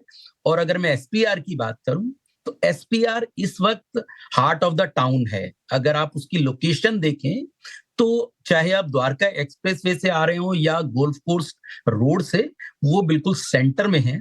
और अभी रिसेंटली कुछ बड़ी कंपनीज ने वहां अपने ऑफिस ओपन किए हैं, जिसमें एक बहुत बड़ा नाम जो अमेरिकन एक्सप्रेस का है, लगभग 10,000 की वर्क फोर्स के साथ वो ऑफिस ओपन हो रहा है। और एयर इंडिया का भी एक ऑफिस अभी रिसेंटली ओपन हुआ है।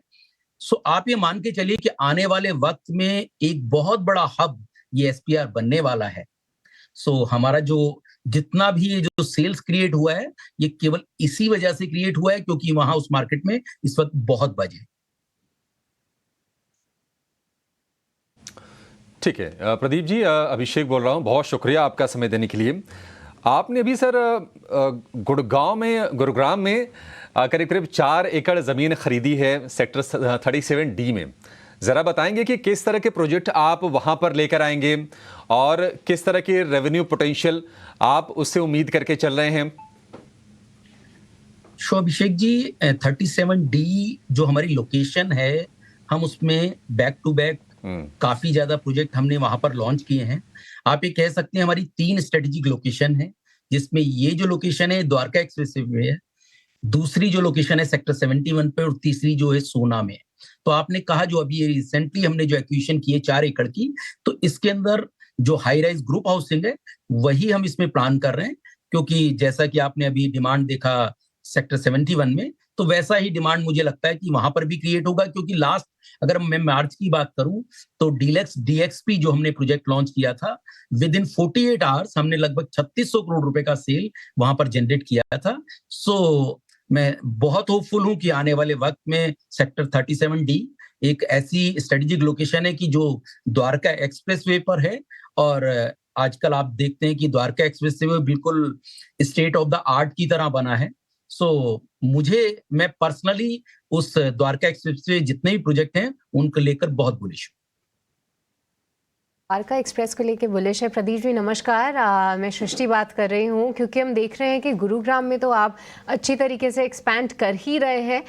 कुछ और बताइए कि क्या गुरुग्राम में ही आगे एक्सपेंशन की कंपनी की रणनीति रहेगी या फिर उस एरिया से निकल के कुछ और सेक्टर्स या फिर कुछ और एरियाज़ पे आपकी नज़र रहेगी, क्योंकि गुरुग्राम एज अ होल अगर हम देखें तो वहाँ पे बाकी प्लेयर्स का भी जो कॉम्पिटिशन है वो हाल फिलहाल बिल्डअप होते हुए ज़रूर दिखा है।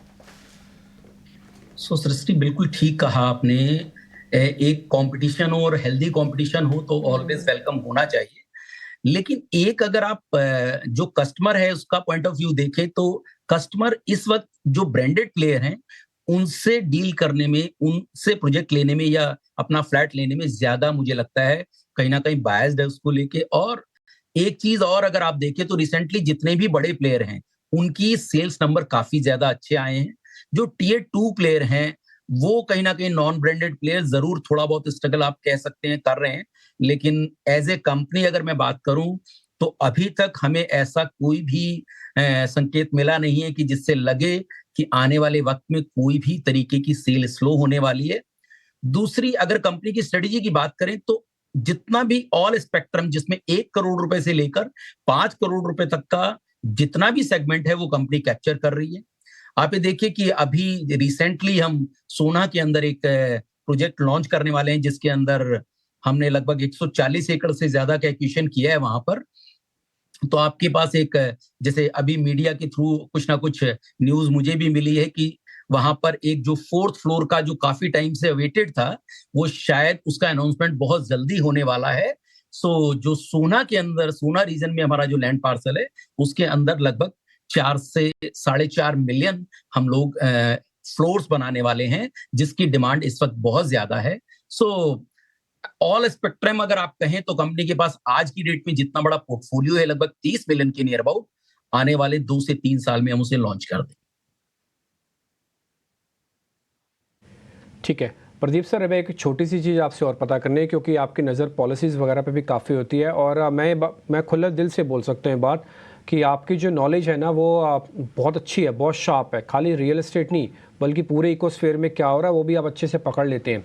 प्रदीप सर ये बताइए, इस बार अब बजट आना है, हमारी अपनी कैलकुलेशन ये कहती है कि गवर्नमेंट रियल एस्टेट को लेकर काफ़ी अच्छे से पुश कर सकती है इस बार, है ना। और दूसरा पॉइंट ये भी है कि शायद अफोर्डेबल सेगमेंट टू थोड़ा अपर टू अफोर्डेबल पे ज़्यादा फोकस होगा और आप एग्जैक्टली उसी सेगमेंट की कंपनी हो आप, तो आप बजट से क्या एक्सपेक्ट करते हो सर? नहीं, बिल्कुल आपने डिम्पी जी ठीक कहा कि बजट से हमारी एक्सपेक्टेशन बहुत ज्यादा है और खास करके अगर हमारे जो प्रधानमंत्री जी हैं उनका पीछे का अगर 15 अगस्त का एक जो स्पीच भी सुने तो उसमें उन्होंने मिडिल क्लास को स्पेशली एड्रेस किया था कि आने वाले वक्त में हाउसिंग को लेकर जरूर कोई ना कोई स्कीम इन प्लेस होगी। तो अभी जब बजट आया था लास्ट टाइम तो एंटरिम बजट था, जुलाई के बजट में मैं उम्मीद कर रहा हूं कि जितने मिडिल क्लास फैमिलीज हैं उनके जो फर्स्ट टाइम होम बायर हैं उनके लिए जरूर कोई ना कोई पॉलिसी डिसाइड होगी जिसके अंदर 1-2 चीजें जो बिल्कुल यानी काफी फोरम से मैं रखता हूं और आपके माध्यम से माध्यम से मैं उस चीज को रखना चाहता हूं कि जो फर्स्ट टाइम होम बायर है उसको कम से कम जो जीएसटी लगने वाली है, जो इनपुट क्रेडिट टैक्स आज की डेट में डेवलपर को नहीं मिल रहा है उसकी वजह से जो लगने वाली जीएसटी है उसको फर्स्ट टाइम होम बायर को कम से कम ऑलमोस्ट निल करना चाहिए। और जो स्टैम्प ड्यूटी है फर्स्ट टाइम होम बायर के लिए वो मुझे लगता है जितने भी स्टेट्स हैं सबको कहीं ना कहीं उसमें रिलैक्स करना चाहिए, जिससे क्योंकि आज कॉमन मैन जो है वो कहीं ना कहीं ईएमआई को लेकर इतना सेंसिटिव है कि उसके लिए 1-1 लाख रुपए की बहुत वैल्यू है। सो आई होप कि आपके माध्यम से ऑनरेबल जो वित्त मंत्री हैं वो हमारी बात को सुन रहे होंगे तो जरूर कुछ ना कुछ ऐसी चीजें कंसीडर करें। एक पॉइंट चीज और है जो बिल्कुल इंस्टेंटली कस्टमर के पॉकेट पर जाता है, एक जो सेक्शन 24 के अंडर एक जो इंटरेस्ट के ऊपर मिलने वाली रिबेट है, जो होम लोन इंटरेस्ट के ऊपर मिलने वाली रिबेट है वो अभी 2 लाख रुपए है। अगर उसको बढ़ाकर 5 लाख रुपए कर दिया जाए तो वो भी कहीं ना कहीं एक बहुत बड़ा सैलरीड क्लास के लिए कहीं ना कहीं एक बहुत बेनिफिट होगा। ठीक है प्रदीप सर, बहुत बहुत शुक्रिया, थैंक यू वेरी मच। आज आपने टाइम निकाला, अच्छे से आपसे बातचीत हुई और मैं उम्मीद करता हूँ जल्दी आपसे वापस भी मुलाकात होगी। और आपके ऑफिस की एक हर्बल टी है वो बहुत मेरे को पसंद आई, तो इस बार फिर से आपसे मिलना होगा तो वो चाय आपके साथ ज़रूर हम पियेंगे सर। बहुत बहुत शुक्रिया, thank you very much sir. बहुत बहुत शुक्रिया, thank you very much. Thank you. तो ये प्रदीप अग्रवाल थे, सिग्नेचर ग्लोबल के चेयरपर्सन थे, और उनसे हम बातचीत कर रहे थे और ये बात भी बता रहे हैं कि इस बार फर्स्ट जो पहली बार घर खरीदेंगे, शायद हो सकता है सरकार उसको लेके कुछ कहे, देखिए गवर्नमेंट डिज़ाइन तो करेगी कुछ ना कुछ, ये बात तो फिक्स है। रियल एस्टेट, ऑटोज़, ये कुछ बड़े सेगमेंट्स हैं मार्केट के जो कि इकॉनमी मूवर्स होते हैं, इस पर सरकार का फोकस होगा और थोड़ा लचीला होगा इस बार। मैं बोलूँगा लचीला इन द सेंस थोड़ा फ्लेक्सी होगा इस बार, ठीक है, तो आप देखेंगे ज़रूर। खैर इस बीच बाय द वे आपको बता दूं तो निफ्टी बैंक टूट चुका है करीब 325 पॉइंट, और यही मैं आपको नोटिस करा रहा था कि हमसे ना ख़रीदा जाएगा, जो खरीदेंगे वो खरीद लें, हम तो डिप की वेट करेंगे। डिप थोड़ा बहुत आ रहा है, मेरी नज़र में अभी भी डिप नहीं है, मेरे को कम से कम अभी और 52,000 तक देखना है। मैं फिर सोचूंगा मैं लूँगा भी कि नहीं लूँगा, लेकिन आप एक काम कीजिए, जब सारी थीम थोड़ा बजट ओरिएंटेड है ना, तो हम देवर्ष वकील को अपने साथ जोड़ लेते हैं। हमारी एक सीरीज़ चल रही है बजट को लेकर, उसके अंदर कुछ बेहतरीन शेयर हम आपके सामने रखते हैं। आइए जानते हैं देवर्ष ने कौन सा शेयर निकाला है।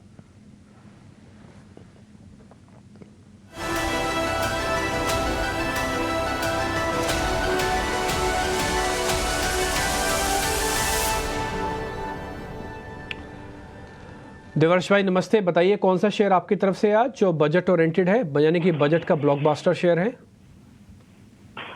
बजट के लिए मेरा थीम है कि गवर्नमेंट नॉर्थ ईस्ट के लिए इंफ्रास्ट्रक्चर के लिए ज्यादा पैसे स्पेंड करेंगे। इंफ्रास्ट्रक्चर में हाउसिंग के लिए जो आपके अभी गेस्ट आए थे उन्होंने भी बताया, तो सीमेंट ऐसा मेरा सेक्टर है कि मुझे लगता है कि वहाँ पे कंसोलिडेशन हो रहा है, बड़े प्लेयर छोटे प्लेयर को एक्वायर कर रहे हैं, वहाँ पे काफी एक्साइटिंग टाइम अहेड रहेगा। तो नॉर्थ ईस्ट का जो इन्वेस्टमेंट का थीम है और सीमेंट का जो थीम है, ये दोनों को अगर हम कंबाइन करें तो जो मेरा इस बार का बजट का पीक है वो स्टार सीमेंट है। ये cement company north eastern India के लीडिंग कंपनीज है, उनका कैपेसिटी एक्सपेंशन का प्लान चल रहा है। करीबन नॉर्थ ईस्ट में उनका जो अभी 25% जितना मार्केट शेयर है, वो 2 साल में हमें लगता है कि 30% जितना मार्केट शेयर होगा, क्योंकि वो कैपेसिटी एक्सपांड कर रहे हैं। जो सीमेंट की कैपेसिटी है वो 5.7 से बढ़ा के 9.7 कर रहे हैं गुवाहाटी और सिलचर में, और उनका क्लिंकर का मेघालय में प्लांट है, वहां पे एक्सपांशन हो रहा है। और इनका स्टेटेड एम है कि ये जो 2030 है तब तक उनको 20 MTA तक पहुंचना है। मतलब अभी ये एक्सपेंशन होने के बाद भी आगे भी वो अपना एक्सपेंशन करते रहेंगे। आगे सीमेंट में ऐसा होगा कि कुछ ही selected players all over India रह जाएंगे और बाकी के प्लेयर्स में मर्जर और एक्विजिशन होगा, तो ये भी एक बहुत अच्छा कैंडिडेट है उसके लिए। वैल्यूएशन की बात करें तो हायर रियलाइजेशन मिलता है, इनका एक्सपेंशन होने के बाद भी इनकी जो रिटर्न रेशियोज है वो काफी अच्छे हैं। आगे जाके इनकी फ्यूल कॉस्ट में इनके ग्रीन पावर का शेयर बढ़ने के कारण काफी सेविंग्स होने वाली है, और WHRS प्लांट के ऑपरेशनल होने से भी काफी बचत होगी। तो इसलिए ये स्वीट स्पॉट में है, राइजिंग शेयर है, फ्यूल कॉस्ट रिडक्शन होगा, उनका जो एक्सपांशन है बहुत टाइमली टाइम पे आया है, और आगे जाके जो GST के इंसेंटिव्स है नॉर्थ ईस्ट के, उनका भी उनको फायदा हो रहा है। इसलिए ये 200 से 210 के बीच में हम एक्यूमुलेट करने की सलाह दे रहे हैं, और अभी का ये टारगेट हमारा 250 है इसका। ठीक है सर, डन। आपने टारगेट्स भी बता दिया, आपने रीजनिंग भी बता दी, मेरे को कुछ ज़्यादा जोड़ना है नहीं, लेकिन मैं इतना जरूर कहूँगा कि नॉर्थ ईस्ट को लेकर अगर सरकार कोई भी बड़ा फैसला लेगी, इंफ्रा बूस्ट लेगी, तो सीमेंट का सीधा सीधा बेनिफिशियरी स्टार सीमेंट है। 24% का मार्केट शेयर है उस पर्टिकुलर एरिया के अंदर, one of the biggest market share लेके बैठती है कंपनी। डेट है नहीं, मैंने अभी चेक किया है, 150 करोड़ रुपये का डेट नहीं है। बड़ी सीमेंट कंपनी, 8,000 करोड़ का मार्केट कैप, डेट क्या है? कुछ भी नहीं है। तो एक्सपेंशन अच्छा हो सकता है, और मर्जर एंड एक्विजिशंस तो आपको पता ही है। एक रिपोर्ट आई है, बताया जा रहा है देश में से 3-4 कंपनीज रह जाएंगी सीमेंट की बस। ठीक है जी, बहुत बहुत शुक्रिया दिवर्ष, बहुत बहुत शुक्रिया, थैंक यू वेरी मच ये नोटिस करवाने के लिए कि इस शेयर को आप ध्यान रखिएगा, इसके अंदर 250 तक के टारगेट मिल सकते हैं। छोटा सा ब्रेक लेने से पहले एक काम करते हैं, डिस्क्लोजर ले लेते हैं ताकि मेहमानों को ज़्यादा वेट ना करना पड़े। चंदन सर, आज आपने जो शेयर्स बताएं, कुछ रिकमेंडेशंस दी होगी, कुछ डिस्क्लोजर है, और कोई है विच शेयर तो और भी बताते जाओ। अगर मैं पूछने में समर्थ हूँ तो आप ही बता दो अपनी तरफ से, कोई शेयर आपने और नोटिस किया है तो। बिल्कुल, काफी शेयर्स नोटिस में। पहले तो मैं डिस्क्लोजर की बात कर रहा हूँ कि बहुत सारे स्टॉक जो हम यहाँ पे चर्चा कर रहे हैं, हमने हमारे क्लाइंट से डिस्कस कर चुके हैं, और समय समय पर जब भी हमें वो प्राइस पैटर्न मिलता है उनको हम एडवाइस करते रहते हैं। स्टॉक्स हमने सुबह यहाँ पे आईजीएल एमजीएल की बात की, वहां पे फोकस करना चाहिए। इनफैक्ट सुबह मैंने कुछ रियल एस्टेट काउंटर की बात की और जेके पेपर का मैंने डिस्कस किया था, जहां पे मेरा मानना है और बड़े मूवमेंट आएंगे। तो जेके पेपर पे पोजीशन रख सकते हो, आईजीएल एमजीएल पे पोजीशन बना सकते हो, कुछ रियल एस्टेट और पावर काउंटर्स में अपनी पोजीशन बना सकते हो। तो ये हमारे पिक रहेंगे और डिस्क्लेमर डिस्क्लोजर के तौर पे यही है कि ये सारे काउंटर जो हम डिस्कस कर रहे हैं, हम अपने क्लाइंट्स को सजेस्ट कर रहे हैं, आप जो भी ट्रेड लो रिस्क समझ के लो। ठीक है कपिल, आपका कोई डिस्क्लोजर? जी, जो भी स्टॉक्स हमने डिस्कस किए हुए वहाँ पे पर्सनल ऑडिट नहीं है, लेकिन क्लाइंट के साथ डिस्कशन हुए होंगे तो उनके पास अब पोजीशन हो सकती है। और बिफोर द इन्वेस्टमेंट आप अपने वित्त सलाहकार से जरूर एक मशवरा कर लें।